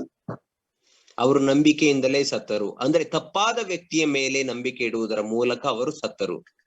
So the New Testament we read that salvation is by faith in the gospel, in the right person, the Lord Jesus Christ and his finished work. ಹೊಸ ಒಡಂಬಡಿಕೆ ಹೇಳುವ ಪ್ರಕಾರ ಕೃಪೆಯ ಮೂಲಕ, ನಂಬುವುದರ ಮೂಲಕ ಕೃಪೆಯಿಂದಲೇ ರಕ್ಷಣೆಯನ್ನು ಹೊಂದುತ್ತೇವೆ. ನಂಬಿಕೆ ಅದು ಸರಿಯಾದ ವ್ಯಕ್ತಿಯಾದಂತಹ ಯೇಸು ಕ್ರಿಸ್ತನ ಮೇಲೆ ಇಡುವುದರ ಮೂಲಕ ಮಾತ್ರ ನಾವು ರಕ್ಷಣೆ ಹೊಂದುತ್ತೇವೆ. Romans 10:9 and 17 we can read it. Romans 10 verse 9 and 17. ರೋಮಾಪುರ 10ನೇ ಅಧ್ಯಾಯ 9ನೇ ವಚನ ಮತ್ತು 17ನೇ ವಚನವನ್ನು ನಾವು ಓದಿಕೊಳ್ಳೋಣ. ನೀನು Romans 10 verse 9 and 17. ಅದೇನೆಂದರೆ, ನೀನು ಯೇಸುವನ್ನೇ ಕರ್ತನೆಂದು ಬಾಯಿಂದ ಅರಿಕೆ ಮಾಡಿಕೊಂಡು ದೇವರು ಆತನನ್ನು ಸತ್ತವರೊಳಗಿಂದ ಎಬ್ಬಿಸಿದನೆಂದು ಹೃದಯದಿಂದ ನಂಬಿದರೆ ನಿನಗೆ ರಕ್ಷಣೆ ಆಗುವುದು ಎಂಬುದೇ. 17ನೇ ವಚನ, ಆದ ಕಾರಣ ಸಾರಿದ ವಾರ್ತೆಯು ನಂಬಿಕೆಗೆ ಆಧಾರ, ಆ ವಾರ್ತೆಗೆ ಕ್ರಿಸ್ತನ ವಾಕ್ಯವೇ ಆಧಾರ. So it's the word of God you believe that brings salvation. ಆದ್ದರಿಂದ ದೇವರ ವಾಕ್ಯದ ಮೇಲೆ ನೀವು ನಂಬಿಕೆ ಇಡುವುದರ ಮೂಲಕ ನಿಮಗೆ ರಕ್ಷಣೆಯು ದೊರೆಯುತ್ತದೆ. Adam and Eve believed in the lie of Satan and they died by putting faith in Satan's word. ಆದಾಮ ಮತ್ತು ಹವ್ವಳು ಸೈತಾನನ ಮಾತಿನ ಮೇಲೆ ನಂಬಿಕೆ ಇಡುವುದರ ಮೂಲಕ ಆ ನಂಬಿಕೆಯಿಂದಲೇ ಅವರು ಸತ್ತರು. So our question is, how were the people saved in the Old Testament? ಆದ್ದರಿಂದ ನಮ್ಮ ಪ್ರಶ್ನೆ ಏನೆಂದರೆ, ಹಳೆಯ ಒಡಂಬಡಿಕೆಯಲ್ಲಿ ಜನಗಳು ಹೇಗೆ ರಕ್ಷಣೆ ಹೊಂದುತ್ತಾ ಇದ್ದರು? Let me put it this way. The Old Testament believers were saved by looking forward to the coming of the Lord Jesus Christ. ಹಳೆಯ ಒಡಂಬಡಿಕೆಯ ಜನರು ಮುಂದಕ್ಕೆ ನೋಡುವವರಾಗಿ, ಬರುವಂತಹ ಮೆಸ್ಸಾಯನನ್ನ, ರಕ್ಷಕನನ್ನ ಎದುರು ನೋಡುವವರಾಗಿ ಅವರು ರಕ್ಷಣೆ ಹೊಂದುತ್ತಿದ್ದರು. Of course, they did not understand the name Jesus Christ. ಹೌದು, ಅವರಿಗೆ ಯೇಸು ಕ್ರಿಸ್ತನು ಎಂಬಂತಹ ಹೆಸರು ಕೊಡಲ್ಪಟ್ಟಿರಲಿಲ್ಲ, ಅದು ಅರ್ಥವಾಗಲಿಲ್ಲ. But from the very beginning, Genesis 3:15, they knew about the promise of a seed of the woman. ಆದರೆ ಆದಿಕಾಂಡ 3ನೇ ಅಧ್ಯಾಯ 15ನೇ ವಚನದಿಂದಲೇ ನಾವು ನೋಡುವಾಗ, ಆ ಸ್ತ್ರೀಯ ಸಂತಾನವು ನಿನ್ನ ತಲೆಯನ್ನ ಜಜ್ಜುವುದು ಎಂಬುದಾಗಿ ದೇವರು ಮಾಡಿದ ವಾಗ್ದಾನದ ಮೂಲಕ ಅವರಿಗೆ ಒಬ್ಬ ರಕ್ಷಕನ ನಿರೀಕ್ಷೆ ಇತ್ತು. All the Old Testament believers were looking forward to John 1:29, the Lamb of God that will take away the sin of the world. ಹಳೆಯ ಒಡಂಬಡಿಕೆಯ ವಿಶ್ವಾಸಿಗಳೆಲ್ಲರೂ ಅವರು ಮುನ್ನೋಡುವವರಾಗಿ ಯೋಹಾನ 1ನೇ ಅಧ್ಯಾಯ 29ನೇ ವಚನದಲ್ಲಿ, ಅಗೋ ದೇವರು ಯಜ್ಞಕ್ಕೆ ನೇಮಿಸಿದ ಕುರಿಮರಿ ಲೋಕದ ಪಾಪವನ್ನು ಹೊರುತ್ತಾನೆ ಎಂಬುದಾಗಿ ಆತನನ್ನ ನೋಡುವುದರ ಮೂಲಕ ಅವರು ರಕ್ಷಣೆ ಹೊಂದುತ್ತಾ ಇದ್ದರು.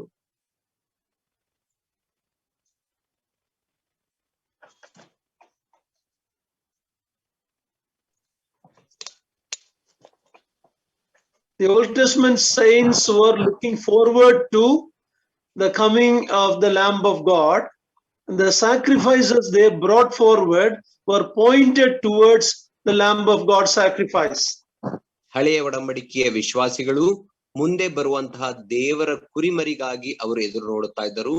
ಅವರು ದೇವರ ಯಜ್ಞವೇದಿಗೆ ತಂದಂತಹ ಯಜ್ಞವು ಅದು ಮುಂದೆ ಬರಲಿಕ್ಕಿದ್ದಂತ ಆ ರಕ್ಷಕನನ್ನ ಅಥವಾ ದೇವರ ಕುರಿಮರಿಯನ್ನ ಸೂಚಿಸುತ್ತಾ ಇತ್ತು. Hebrews chapter 10 verse 1 to 10 explains that. ಇಬ್ರಿಯ 10ನೇ ಅಧ್ಯಾಯ 1ರಿಂದ 10ನೇ ವಚನದವರೆಗೆ ನಾವು ಓದುವಾಗ ಅದನ್ನ ಅಲ್ಲಿ ವಿವರವಾಗಿ ಹೇಳಲ್ಪಟ್ಟಿದೆ. We read about the inefficiency of the blood of bulls and goats to take away sin. It was only a covering for time being. ಹೋತ ಹೋರಿಗಳ ರಕ್ತವು ಅದು ಸಾಕಾಗದಾಗಿದ್ದು ಅದು ಮನುಷ್ಯನ ಪಾಪವನ್ನು ಸಂಪೂರ್ಣವಾಗಿ ನಿವಾರಣೆ ಮಾಡದೆ ಹೋದರೂ ಆತನ ಪಾಪವನ್ನ ಕೇವಲ ತಾತ್ಕಾಲಿಕವಾಗಿ ಮುಚ್ಚುವಂತದಾಗಿತ್ತು. And in that repeated sacrifice there was a reminder of sin again and again. ಹಾಗೆ ಅವರು ಪುನಃ ಪುನಃ ಯಜ್ಞವನ್ನ ಅರ್ಪಿಸುವಾಗ ಅವರ ಪಾಪಗಳ ಜ್ಞಾಪಕ ಅವರ ನೆನಪಿಗೆ ಮತ್ತೆ ಬರುತ್ತಾ ಇತ್ತು. Then when we read about the sacrifice of the Lamb of God, it was once for all. It removed sins away from us. ಆದರೆ ನಾವು ದೇವರ ಕುರಿಮರಿಯ ಯಜ್ಞದ ಕುರಿತಾಗಿ ನಾವು ನೋಡುವಾಗ ಆತನ ಯಜ್ಞದ ಮೂಲಕ ಆತನು ಒಂದೇ ಸಾರಿ ಪಾಪವನ್ನ ಆತನು ಇಲ್ಲದಂತಾಗ ಮಾಡಿದನು ಅಥವಾ ತೆಗೆದು ಹಾಕಿದನು.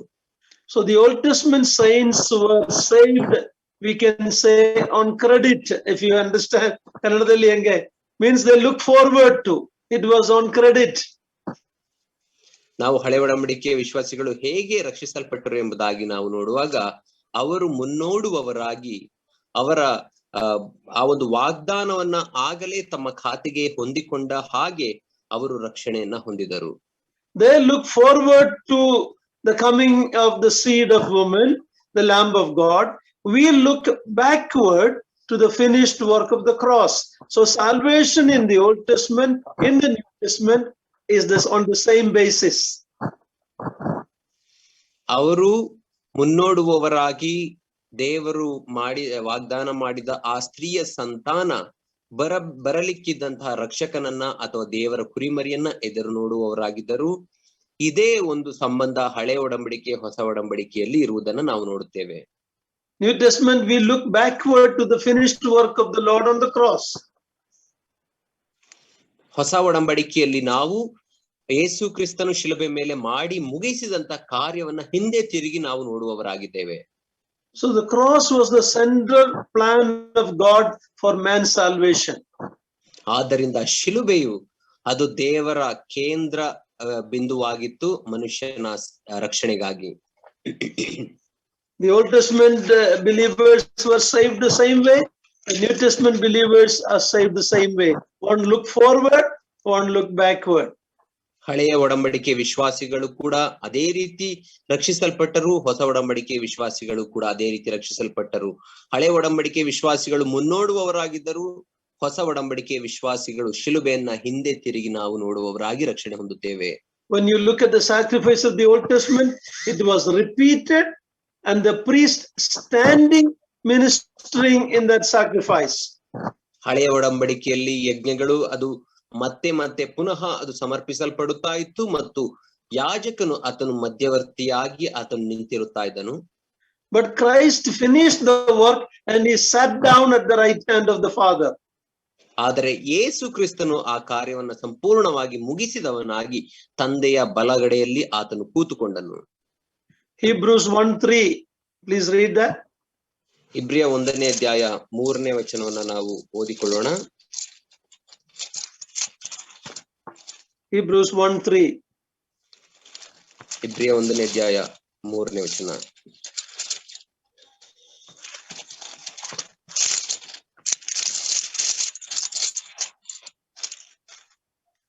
ಈತನು ದೇವರ ಪ್ರಭಾವದ ಪ್ರಕಾಶವು, ಆತನ ತತ್ವದ ಮೂರ್ತಿಯು, ತನ್ನ ಶಕ್ತಿಯ ವಾಕ್ಯದಿಂದ ಸಮಸ್ತಕ್ಕೆ ಆಧಾರವೂ ಆಗಿದ್ದು, ಪಾಪ ವಿಶುದ್ಧಿ ಮಾಡಿದ ಮೇಲೆ ಉನ್ನತ ಲೋಕದೊಳಗೆ ಮಹತ್ವವುಳ್ಳ ದೇವರ ಬಲಗಡೆಯಲ್ಲಿ ಆಸನಾರೂಢನಾದನು. Same book, chapter 10, verse 12. 10ನೇ ಅಧ್ಯಾಯ 12ನೇ ವಚನವನ್ನ ಕೂಡ ನಾವು ನೋಡಿಕೊಳ್ಳೋಣ. ಇಬ್ರಿಯ 10:12. ಆದರೆ ಈ ಯಾಜಕನು ಪಾಪ ನಿವಾರಣೆಗೋಸ್ಕರ ನಿರಂತರವಾಗಿ ನಿಲ್ಲುವ ಒಂದೇ ಯಜ್ಞವನ್ನು ಸಮರ್ಪಿಸಿ ದೇವರ ಬಲಗಡೆಯಲ್ಲಿ ಕೂತುಕೊಂಡನು. Chapter 12, verse 2, 3 times. 12ನೇ ಅಧ್ಯಾಯ 2ನೇ ವಚನ 3 ಬಾರಿ ಹೇಳಲ್ಪಟ್ಟಿರುವುದನ್ನು ನಾವು ನೋಡುತ್ತೇವೆ. ನಂಬಿಕೆಯನ್ನು ಹುಟ್ಟಿಸುವವನು ಪೂರೈಸುವವನು ಆಗಿರುವ ಯೇಸುವಿನ ಮೇಲೆ ದೃಷ್ಟಿ ಇಟ್ಟು ನಮಗೆ ನೇಮಕವಾದ ಓಟವನ್ನು ಸ್ಥಿರಚಿತ್ತದಿಂದ ಓಡೋಣ. ಆತನು ತನ್ನ ಮುಂದೆ ಇಟ್ಟಿದ್ದ ಸಂತೋಷಕ್ಕೋಸ್ಕರ ಅವಮಾನವನ್ನು ಅಲಕ್ಷ್ಯ ಮಾಡಿ ಶಿಲುಬೆಯ ಮರಣವನ್ನು ಸಹಿಸಿಕೊಂಡು ದೇವರ ಸಿಂಹಾಸನದ ಬಲಗಡೆಯಲ್ಲಿ ಆಸನಾರೂಢನಾಗಿದ್ದಾನೆ. Christ finished the work and sat down. ಕ್ರಿಸ್ತನು ಕೆಲಸವನ್ನ ಪೂರ್ತಿಗೊಳಿಸಿ ಕೂತುಕೊಂಡನು. Sat down talks about the finished work. ಕೂತುಕೊಂಡನು ಎಂಬುದಾಗಿ ಹೇಳುವಾಗ ಆತನು ಮಾಡಿ ಮುಗಿಸಿದನು ಎಂಬುದಾಗಿ ಅದು ತಿಳಿಸುತ್ತದೆ. The only priest in the Old Testament who sat down was Eli in 1 Samuel chapter 4, verse 13. ನಾವು ಹಳೆ ಒಡಂಬಡಿಕೆಯಲ್ಲಿ ಕೂತುಕೊಂಡಂತಹ ಒಬ್ಬನೇ ಒಬ್ಬ ಮಹಾಯಾಜಕನು ಯಾರು ಎಂಬುದಾಗಿ ನಾವು ನೋಡುವಾಗ ಆತನೇ ಎಲಿಯನಾಗಿದ್ದನು. ಆತನು 1 ಸಮುವೇಲ 4:13. 4ನೇ ಅಧ್ಯಾಯ 13ನೇ ವಚನದಲ್ಲಿ ನಾವು You know it, so I'm not going to explain it.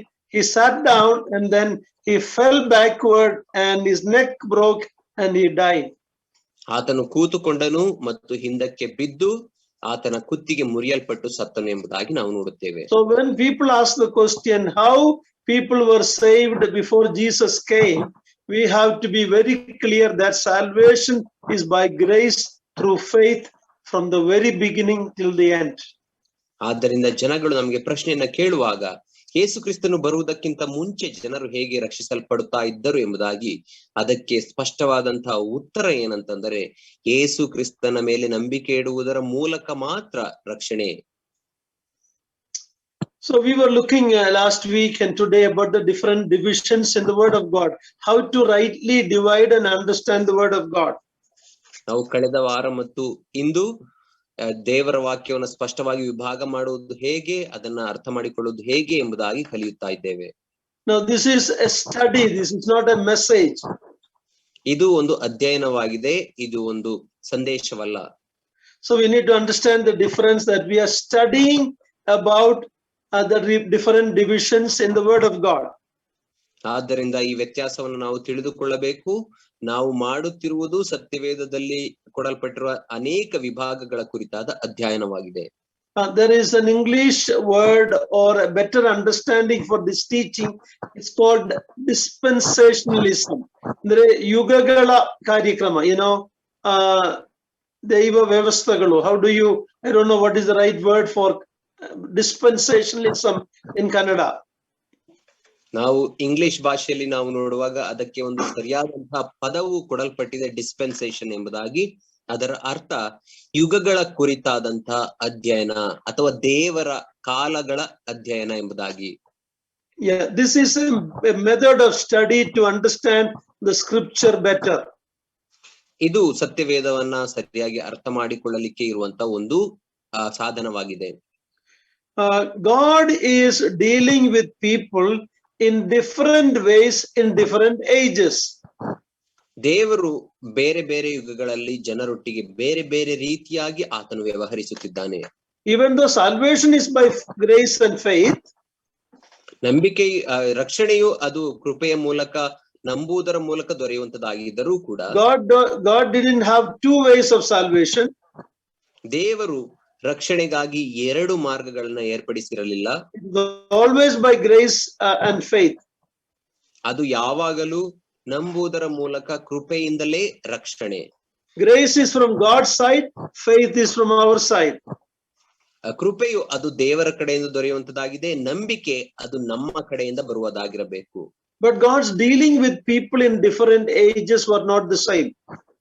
ಆದರೆ ದೇವರು ಬೇರೆ ಬೇರೆ ಯುಗಗಳಲ್ಲಿ ಜನರೊಟ್ಟಿಗೆ ವ್ಯವಹರಿಸುತ್ತಿದ್ದಂತ ರೀತಿ ಅದು ಒಂದೇ ಆಗಿರಲಿಲ್ಲ. For example, what commandment God gave Adam is different from the commandment we have in the New Testament. ಉದಾಹರಣೆಗೆ ದೇವರು ಆದಾಮನಿಗೆ ಕೊಟ್ಟಂತಹ ಆಜ್ಞೆಗೂ ನಮಗೆ ಹೊಸ ಒಡಂಬಡಿಕೆಯಲ್ಲಿ ದೇವರು ಕೊಟ್ಟಿರುವಂತಹ ಆಜ್ಞೆಗೂ ವ್ಯತ್ಯಾಸ ಉಂಟು. Or under the Mosaic law, what the Jews had to do is different from what we have to do in this dispensation. ಅಥವಾ ಮೋಶೆ ಧರ್ಮಶಾಸ್ತ್ರದ ಅಡಿಯಲ್ಲಿ ಯಹೂದ್ಯರು ಯಾವ ಆಜ್ಞೆಗಳನ್ನ ಅನುಸರಿಸಬೇಕಾಗಿತ್ತೋ ಅದಕ್ಕೂ ನಮಗೆ ಈ ಯುಗದಲ್ಲಿ ಕೃಪಾಯುಗದಲ್ಲಿ ಕೊಡಲ್ಪಟ್ಟಿರುವಂತಹ ಆಜ್ಞೆಗೂ ವ್ಯತ್ಯಾಸವಿದೆ. We don't bring a lamb or a bull when we come to the church. ನಾವು ಸಭೆಗೆ ಬರುವಾಗ ಕೋಣವನ್ನೋ ಕುರಿಯನ್ನೋ ಹಿಡಿದುಕೊಂಡು ಬರುವುದಿಲ್ಲ. Because we know that the sacrifice is done over. ಯಾಕಂದ್ರೆ ನಮಗೆ ಗೊತ್ತು ಆ ಒಂದು ಯಜ್ಞವು ಮಾಡಿ ಮುಗಿಸಲ್ಪಟ್ಟಿದೆ. So Lord willing, today, the rest of the time and next week, we will look at this important understanding through dispensationalism. ಆದ್ದರಿಂದ ದೇವರ ಚಿತ್ತವಿರುವುದಾದ್ರೆ ಈ ದಿನ ಮತ್ತು ಮುಂದಿನ ವಾರಗಳಲ್ಲಿ ನಾವು ಈ ಯುಗಗಳ ಕುರಿತಾದಂತಹ ಅಧ್ಯಯನವನ್ನ ನಾವು ಮಾಡುತ್ತೇವೆ. Studying it this way will help you to understand the different distinctions in the word of God. ಈ ರೀತಿ ನಾವು ಸತ್ಯವೇದವನ್ನ ಅಧ್ಯಯನ ಮಾಡುವುದರ ಮೂಲಕ ದೇವರ ವಾಕ್ಯದಲ್ಲಿ ಕೊಡಲ್ಪಟ್ಟಿರುವಂತಹ ಬೇರೆ ಬೇರೆ ಹಂತಗಳನ್ನ ನಾವು ಅರ್ಥ ಮಾಡಿಕೊಳ್ಳಲಿಕ್ಕೆ ಸಾಧ್ಯ ಉಂಟು. At least in the Bible, we know there's an Old Testament and into New Testament, at least minimum 2 divisions. ನಮ್ಮೆಲ್ಲರಿಗೂ ಸಾಮಾನ್ಯವಾಗಿ ಗೊತ್ತು ಸತ್ಯವೇದದಲ್ಲಿ 2 ಪ್ರಾಮುಖ್ಯವಾದ ವಿಭಾಗಗಳುಂಟು, ಹಳೆ ಒಡಂಬಡಿಕೆ ಮತ್ತು ಹೊಸ ಒಡಂಬಡಿಕೆ ಎಂಬುದಾಗಿ. So when you rightly interpret the Bible, you will clearly see these different ages and dispensation. ನೀವು ಸತ್ಯವೇದವನ್ನ ಸರಿಯಾಗಿ ವಿಭಾಗಿಸುವಾಗ ಈ ಒಂದು ಯುಗಗಳ ಕುರಿತಾಗಿ ಸರಿಯಾಗಿ ಅರ್ಥ ಮಾಡಿಕೊಳ್ಳುತ್ತೀರಿ. This truth were known or developed later in church history. ಈ ಒಂದು ಸತ್ಯಾಂಶಗಳು ಸಭಾ ಇತಿಹಾಸದಲ್ಲಿ ಅದು ನಂತರದ ಕಾಲಗಳಲ್ಲಿ ಅದು ವೃದ್ಧಿ ಆಗುತ್ತಾ ಬಂತು. There was a person by name C.I. Scofield. He's the one, he had a study Bible. I'm talking in English, okay? In the study Bible, he popularized this view of dispensationalism. ನಾವು ನೋಡುವಾಗ C.I. Scofield ಎಂಬಂತ ವ್ಯಕ್ತಿ ಆತನು ಈ ಒಂದು ಯುಗಗಳ ಕುರಿತಾದಂತಹ ಅಧ್ಯಯನವನ್ನ ಜನಪ್ರಿಯಗೊಳಿಸಿದನು ಹೊಸ ಒಡಂಬಡಿಕೆಯಲ್ಲಿ. Through a study Bible, he has called C.I. Scofield Study Bible. ಆತನು ಸಿದ್ಧಪಡಿಸಿದಂತಹ ಒಂದು ಅಧ್ಯಯನದ ಸತ್ಯವೇದ C.I. Scofield ನ ಅಧ್ಯಯನದ ಸತ್ಯವೇದ ಎಂಬಂತ ಪುಸ್ತಕದ ಮೂಲಕ. Before that, we know J.N. Darby, one of the early leaders of the Brethren movement. He popularized the teaching of dispensationalism. ಆತನಿಗಿಂತ ಹಿಂದೆ ನಾವು ನೋಡುವಾಗ J.N. Darby ಎಂಬಂತಹ ಈ ಒಂದು ಸಹೋದರ ಸಭೆಗಳ ಆ ಒಂದು ಚಳುವಳಿಯ ಮುಂಚೂಣಿಯಲ್ಲಿದ್ದಂತಹ ಒಬ್ಬ ವ್ಯಕ್ತಿ ಆತನು ಯುಗಗಳ ಕುರಿತಂತ ಅಧ್ಯಯನವನ್ನ ಜನಪ್ರಿಯಗೊಳಿಸಿದ್ದನು. Even though the early apostles or believers did not study it this way, it is a better way to understand the differences in the word of God. ಅಪೋಸ್ತಲರಾಗಲಿ ಅಥವಾ ಆದಿ ಸಭೆಯ ಭಕ್ತರಾಗಲಿ ದೇವರ ವಾಕ್ಯವನ್ನ ಈ ರೀತಿ ಅಧ್ಯಯನ ಮಾಡದೇ ಹೋಗಿದ್ದರು ಕೂಡ ಈ ರೀತಿ ಯುಗಗಳ ಕುರಿತಾದ ಅಧ್ಯಯನವನ್ನು ಮಾಡುವುದರ ಮೂಲಕ ನಾವು ಸತ್ಯವೇದವನ್ನ ಸರಿಯಾಗಿ ಅರ್ಥ ಮಾಡಿಕೊಳ್ಳಬಹುದು. So there's nothing wrong in studying this way to understand the distinctions in the word of God. ಆದ್ದರಿಂದ ಈ ರೀತಿ ಅಧ್ಯಯನ ಮಾಡುವುದರಿಂದ ದೇವರ ವಾಕ್ಯದಲ್ಲಿ ಕೊಡಲ್ಪಟ್ಟಿರುವಂತಹ ಹಂತಗಳ ಕುರಿತಾದ ಅಧ್ಯಯನವನ್ನ ಮಾಡಿಕೊಳ್ಳುವುದು ತಪ್ಪೇನಿಲ್ಲ. You and I need to understand, Bible is a progressive revelation. Everything was not given at one time. God has revealed the truth handa and now in the end of the Bible we know that the whole revelation is complete. ನಾವು ಒಂದು ಸತ್ಯಾಂಶವನ್ನು ಅರ್ಥ ಮಾಡಿಕೊಳ್ಳಬೇಕು ಏನಂತಂದ್ರೆ ಸತ್ಯವೇದವು ಅಥವಾ ದೇವರ ವಾಕ್ಯವು ಅದು ದೇವರ ಹಂತವಾದಂತಹ ಪ್ರಕಟಣೆಯಾಗಿತ್ತು. ದೇವರು ಅದನ್ನ ಹಂತವಾಗಿ ಪ್ರಕಟಿಸುವವನಾಗಿ ಮುಂದುವರಿಸುತ್ತಾ ಈಗ ನಮ್ಮ ಕೈಯಲ್ಲಿರುವಂತಹ ಸತ್ಯವೇದದ ಅಂತ್ಯ ಭಾಗವನ್ನ ಸಂಪೂರ್ಣವಾಗಿ ನಮಗೆ ಪ್ರಕಟಿಸಿದ್ದಾನೆ. So there is another theology called covenant theology. I don't want to confuse the new believers or anybody, but just to know this, there is another different theologies are there. one of the theology is known as covenant theology. ದೈವಶಾಸ್ತ್ರದ ಅಧ್ಯಯನದಲ್ಲಿ ನಾವು ನೋಡುವಾಗ ಇನ್ನೊಂದು ವಿಧವಾದಂತಹ ದೈವಶಾಸ್ತ್ರದ ಅಧ್ಯಯನ ಉಂಟು. ಅದೇನಂತ ಅಂದರೆ ಒಡಂಬಡಿಕೆಯ ದೈವಶಾಸ್ತ್ರ ಎಂಬುದಾಗಿ. ಅದನ್ನ ಅರ್ಥ ಮಾಡಿಕೊಳ್ಳಿರಿ ಅಷ್ಟೇ, ಅದನ್ನ ಆಳವಾಗಿ ಅಧ್ಯಯನ ಮಾಡುವ ಅವಶ್ಯಕತೆ ಇಲ್ಲ. But what we are talking about is dispensational theology. ಆದರೆ ನಾವು ಈಗ ಮಾತನಾಡುತ್ತಿರುವುದು ಏನೆಂದರೆ ಯುಗಗಳ ಕುರಿತಾದಂತಹ ದೈವಶಾಸ್ತ್ರ. In the covenant theology, ಆ ಒಂದು ಒಡಂಬಡಿಕೆಯ ದೈವಶಾಸ್ತ್ರದಲ್ಲಿ the end of God's purpose is our salvation. ದೇವರ ಆ ಒಂದು ಉದ್ದೇಶದ ಅಂತ್ಯ ಭಾಗವನ್ನ ನಾವು ನೋಡುವಾಗ ಅದು ನಮ್ಮ ರಕ್ಷಣೆಯೇ ಅಂತ್ಯ ಭಾಗದ ಉದ್ದೇಶವಾಗಿದೆ. Listen very carefully. ಇದನ್ನ ಎಚ್ಚರಿಕೆಯಿಂದ ಕೇಳಿಸಿಕೊಳ್ಳಿರಿ. Everything that God has done is for our salvation. ದೇವರು ಇದುವರೆಗೆ ಆತನು ಮಾಡಿದಂತದ್ದೆಲ್ಲವೂ ಅದು ನಮ್ಮ ರಕ್ಷಣೆಗಾಗಿ ಮಾಡಲ್ಪಟ್ಟಂತದ್ದು. The Lord Jesus Christ coming to this world, dying and rising again in the future, everything is for man's salvation. ಯೇಸು ಕ್ರಿಸ್ತನು ಈ ಲೋಕಕ್ಕೆ ಬಂದದ್ದು, ಸತ್ತದ್ದು, ಮತ್ತೆ ಮೃತ್ಯುಂಜಯನಾಗಿ ಎದ್ದು ಬಂದದ್ದು, ಇದೆಲ್ಲವೂ ದೇವರು ಮಾನವನ ರಕ್ಷಣೆಗಾಗಿ ಮಾಡಿದಂತ ಕಾರ್ಯಗಳಾಗಿವೆ. But if you really study the word of God, that is not true. ಆದರೆ ದೇವರ ವಾಕ್ಯವನ್ನು ನೀವು ಸರಿಯಾಗಿ ಅಧ್ಯಯನ ಮಾಡುವುದಾದರೆ ಅದು ಸತ್ಯವಲ್ಲ ಎಂಬುದಾಗಿ ನಮಗೆ ಗೊತ್ತಾಗುತ್ತದೆ. Of course, God wants to save us. We have salvation through Jesus Christ. ಹೌದು, ದೇವರು ನಮ್ಮನ್ನ ರಕ್ಷಣೆ ಮಾಡಬೇಕು ಎಂಬುದಾಗಿ ಇಷ್ಟಪಡುತ್ತಾನೆ. ಅದು ಯೇಸು ಕ್ರಿಸ್ತನ ಮೂಲಕ, ನಂಬಿಕೆಯ ಮೂಲಕ ಮಾತ್ರ ದೊರೆಯುವಂತದ್ದಾಗಿದೆ. But if you understand it in the dispensational theology way, the end purpose of God's everything he is doing is for the glory of God. ಆದರೆ ನೀವು ಈ ಯುಗಗಳ ದೈವಶಾಸ್ತ್ರದ ಅಧ್ಯಯನದ ಮೂಲಕ ಸತ್ಯವೇದವನ್ನ, ದೇವರ ವಾಕ್ಯವನ್ನು ನೋಡುವುದಾದರೆ ದೇವರ ಈ ಒಂದು ಕಾರ್ಯಗಳ ಅಂತ್ಯ ಅದು ಯಾವ ಉದ್ದೇಶಕ್ಕಾಗಿ, ತನ್ನ ಮಹಿಮೆಗಾಗಿಯೇ ಎಲ್ಲಾ ಕಾರ್ಯಗಳನ್ನು ಆತನು ಮಾಡುವವನಾಗಿದ್ದಾನೆ. This we need to understand very clearly. ಇದನ್ನ ನಾವು ಸ್ಪಷ್ಟವಾಗಿ ಅರ್ಥ ಮಾಡಿಕೊಳ್ಳಬೇಕು. God's end purpose for everything he did through Christ is not just our salvation, it redempts at the end to the glory of God. ದೇವರು ಯೇಸು ಕ್ರಿಸ್ತನ ಮೂಲಕ ಮಾಡಲ್ಪಟ್ಟಂತಹ ಆ ಎಲ್ಲಾ ಕಾರ್ಯಗಳು ಕೇವಲ ನಮ್ಮ ರಕ್ಷಣೆಗಾಗಿ ಮಾಡಲ್ಪಟ್ಟಂತ ಕಾರ್ಯಗಳ ಮಾತ್ರ ಅಲ್ಲ, ಆದರೆ ಅದು ಮುಂದೆ ಆತನ ಮಹಿಮೆಗಾಗಿ ಮಾಡುವಂತ ಕಾರ್ಯಗಳಾಗಿವೆ. Our salvation is a benefit of that, but the end purpose of God is that he should be glorified. ನಮ್ಮ ರಕ್ಷಣೆಯು ಅದು ದೇವರ ಆ ಒಂದು ಮಹಿಮೆಯ ಕಾರ್ಯದ ಒಂದು ಫಲವಾಗಿದೆ ಅಷ್ಟೇ. ಆದರೆ ಆ ಒಂದು ಕಾರ್ಯದ ಅಂತ್ಯ ಅಥವಾ ಪರಿಣಾಮ ಏನೆಂದರೆ ತನ್ನ ಮಹಿಮೆ, ದೇವರ ಮಹಿಮೆ ಆಗಿದೆ. So when you understand the dispensational teaching of the word of God, it require consistent interpretation. ನಾವು ಈ ರೀತಿ ಯುಗಗಳ ದೈವಶಾಸ್ತ್ರ ಅಧ್ಯಯನದ ಮೂಲಕ ದೇವರ ವಾಕ್ಯವನ್ನು ಅರ್ಥ ಮಾಡಿಕೊಳ್ಳಬೇಕಾದರೆ ಸತ್ಯವೇದವನ್ನ ಸರಿಯಾಗಿ ಅರ್ಥ ವಿವರಣೆ ಮಾಡಬೇಕು. We have to interpret Bible literally. ನಾವು ಸತ್ಯವೇದವನ್ನ ಆ ಒಂದು ವಾಕ್ಯಾನುಸಾರವಾಗಿ ಅಥವಾ ಅಕ್ಷರ ಸಹ ಅದನ್ನ ನಾವು ಅರ್ಥ ವಿವರಣೆ ಮಾಡಬೇಕು. We have to understand it in the plain language of historical contextual interpretation. ಮತ್ತು ಅದನ್ನ ದೇವರ ವಾಕ್ಯವನ್ನ ಚಾರಿತ್ರಿಕ ಹಿನ್ನೆಲೆ ಎಂಬಂತಹ ಆ ಒಂದು ಹಿನ್ನೆಲೆಯಲ್ಲಿಯೂ ಕೂಡ ನಾವು ಅರ್ಥ ಮಾಡಿಕೊಳ್ಳಬೇಕು. The people who are known as the liberal people, they don't accept dispensationalism.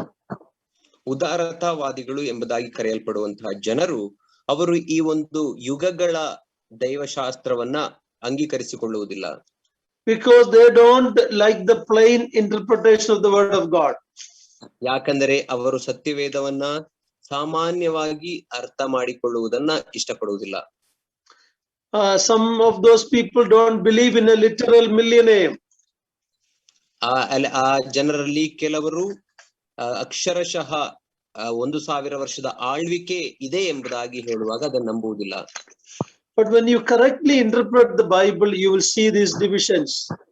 ಆದರೆ ನೀವು ಸತ್ಯವೇದವನ್ನ ಸರಿಯಾಗಿ ಅರ್ಥ ಮಾಡಿಕೊಳ್ಳುವಾಗ, ವಿಭಾಗಿಸುವಾಗ ಈ ಒಂದು ಅರ್ಥ ನಿಮಗೆ ಆಗುತ್ತದೆ. So remember, God's purpose for everything from beginning to end is the glory of God, not just our salvation. ಆದ್ದರಿಂದ ಅರ್ಥ ಮಾಡಿಕೊಳ್ಳಿರಿ, ಏನೆಂದರೆ ಆದಿಯಿಂದ ಅಂತ್ಯದವರೆಗೂ ದೇವರ ಮುಖ್ಯ ಉದ್ದೇಶ ಏನಾಗಿದೆ ಅಂದರೆ ನಮ್ಮ ರಕ್ಷಣೆ ಮಾತ್ರವಲ್ಲ, ಬದಲಾಗಿ ಆತನ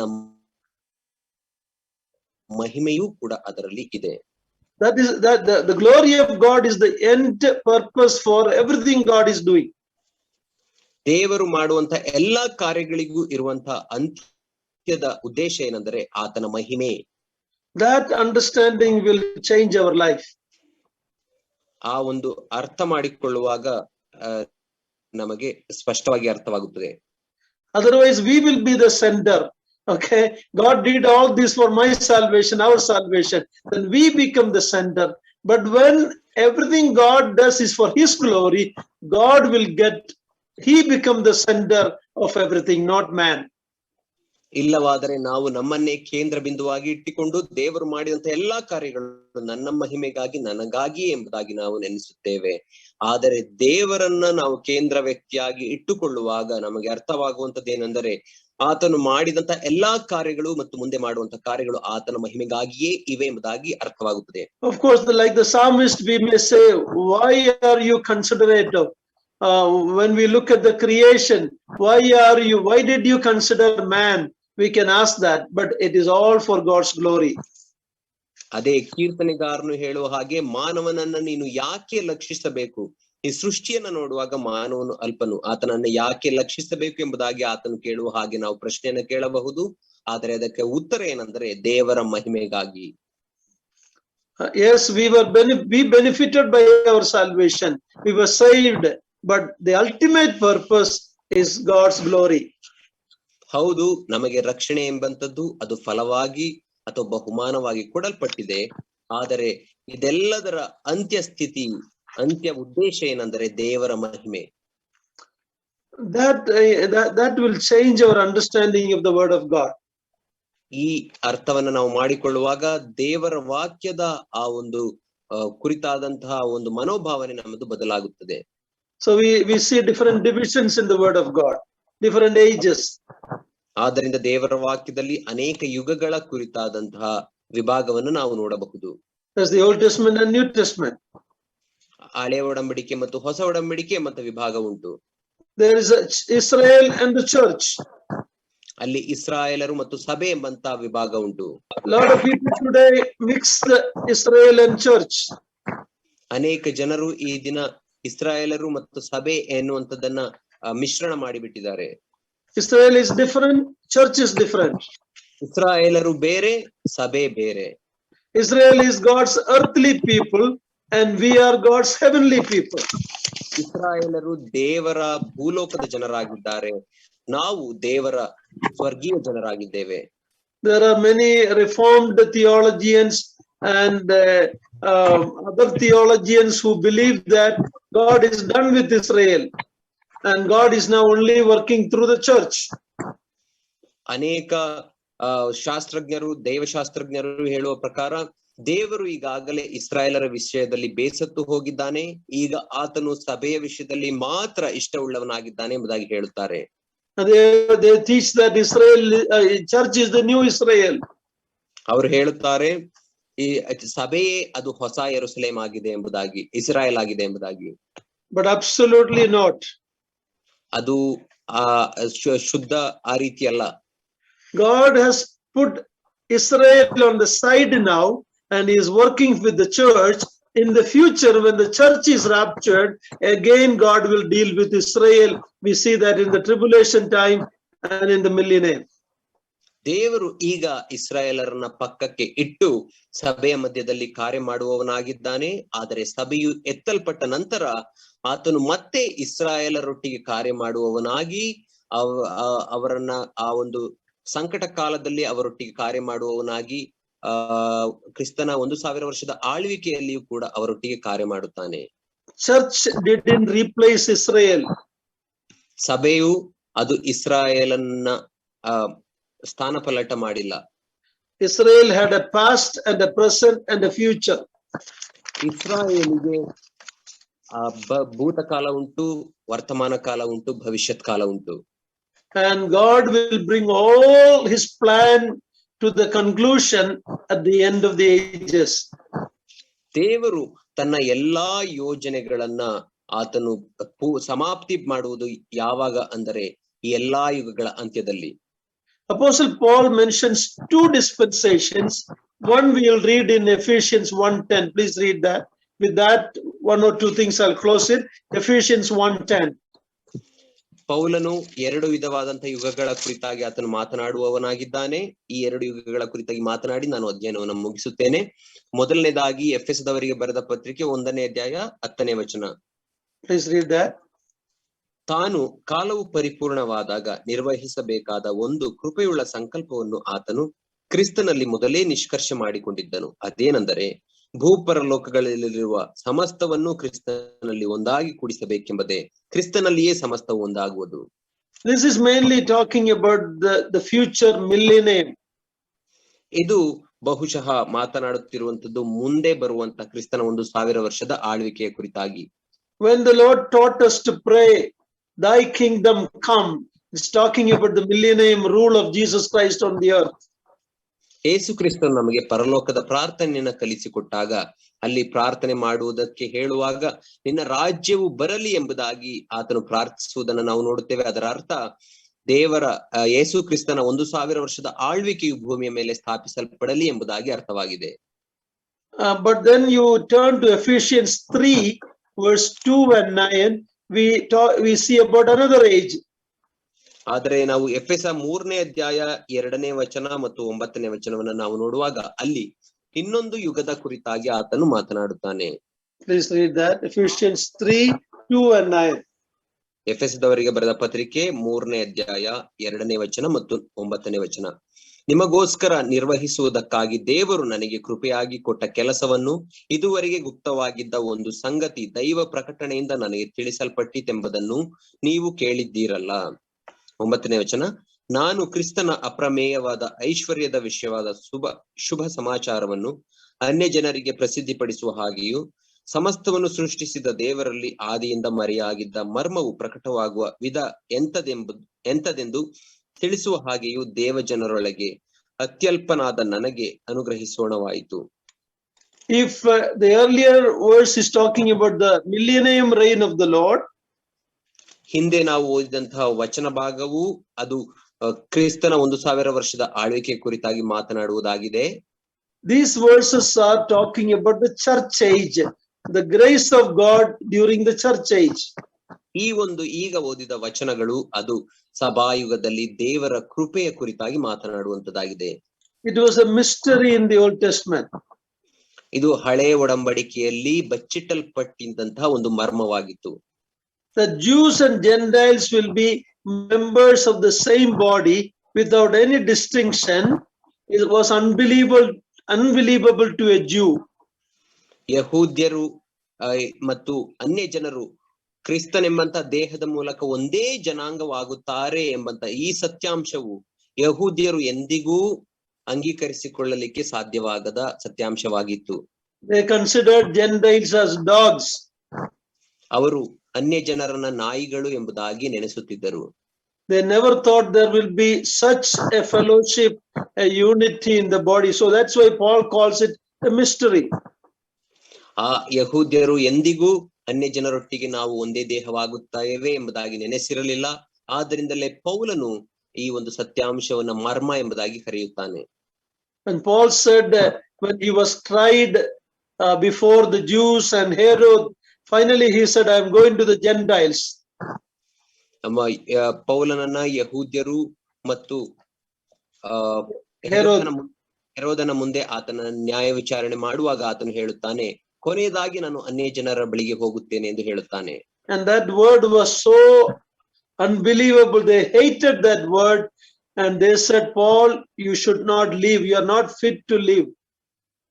ಆ ಒಂದು ಮಾತನ್ನ ಪೌಲನು ಹೇಳುವಾಗ ಯಹೂದ್ಯರು ಸಹಿಸಿಕೊಳ್ಳಲಾರದೆ ಆತನಿಗೆ ನೀನು ಜೀವಂತವಾಗಿರ್ಲಿಕ್ಕೆ ಯೋಗ್ಯನಲ್ಲ ಎಂದು ಕರೆಯುತ್ತಾರೆ.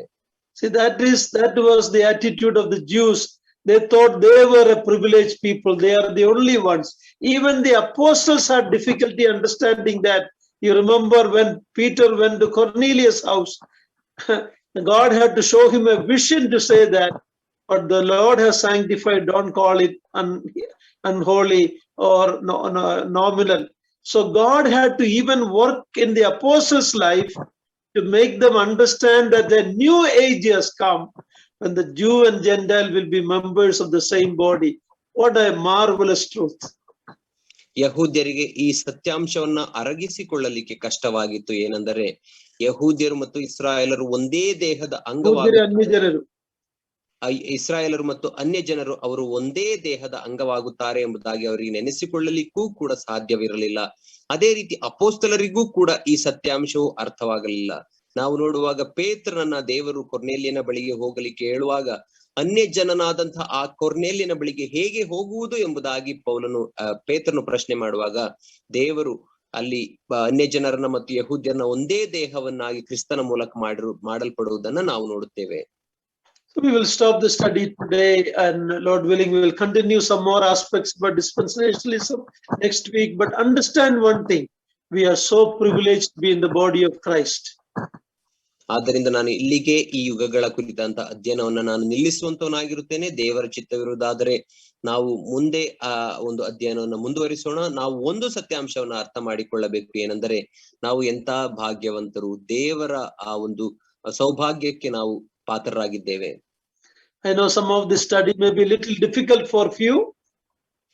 ನನಗೆ ಗೊತ್ತು ಕೆಲವರಿಗೆ ಈ ಒಂದು ಅಧ್ಯಯನ ಕಷ್ಟವಾಗಿರಬಹುದು. But bear with me as we understand God's dealing with man in different ages, and at the end of it, all of God's purpose is to bring glory to God. ಆದರೆ ನನ್ನೊಟ್ಟಿಗೆ ತಾಳ್ಮೆಯಿಂದ ಅಧ್ಯಯನವನ್ನ ನೀವು ಕೇಳಬೇಕೆಂಬುದಾಗಿ ನಾನು ಬಯಸುತ್ತೇನೆ. ಯಾಕಂದರೆ ದೇವರ ವಾಕ್ಯವನ್ನು ನಾವು ಸರಿಯಾಗಿ ಅರ್ಥ ಮಾಡಿಕೊಳ್ಳುವಾಗ ನಮಗೆ ದೇವರ ಆ ಒಂದು ಅಂತ್ಯದ ಉದ್ದೇಶ ಏನು ಎಂಬುದಾಗಿ ಅರ್ಥವಾಗುತ್ತದೆ. ಆ ಉದ್ದೇಶ ಏನೆಂದರೆ ಆತನ ಮಹಿಮೆಗಾಗಿ ಎಲ್ಲಾ ಕಾರ್ಯವನ್ನು ಆತನು ಮಾಡುವವನಾಗಿದ್ದಾನೆ. Not just for my salvation, but ultimately God should be glorified through everything. ಕೇವಲ ನನ್ನ ರಕ್ಷಣೆಗಾಗಿ ಮಾತ್ರವಲ್ಲ, ಆದರೆ ಅದರ ಮೂಲಕವೂ ಅಂತ್ಯದಲ್ಲಿ ದೇವರಿಗೆ ಮಹಿಮೆ ಉಂಟಾಗಬೇಕು ಎಂಬುದೇ ಆತನ ಉದ್ದೇಶ. May God's name be glorified. ದೇವರ ನಾಮಕ್ಕೆ ಮಹಿಮೆ ಉಂಟಾಗಲಿ.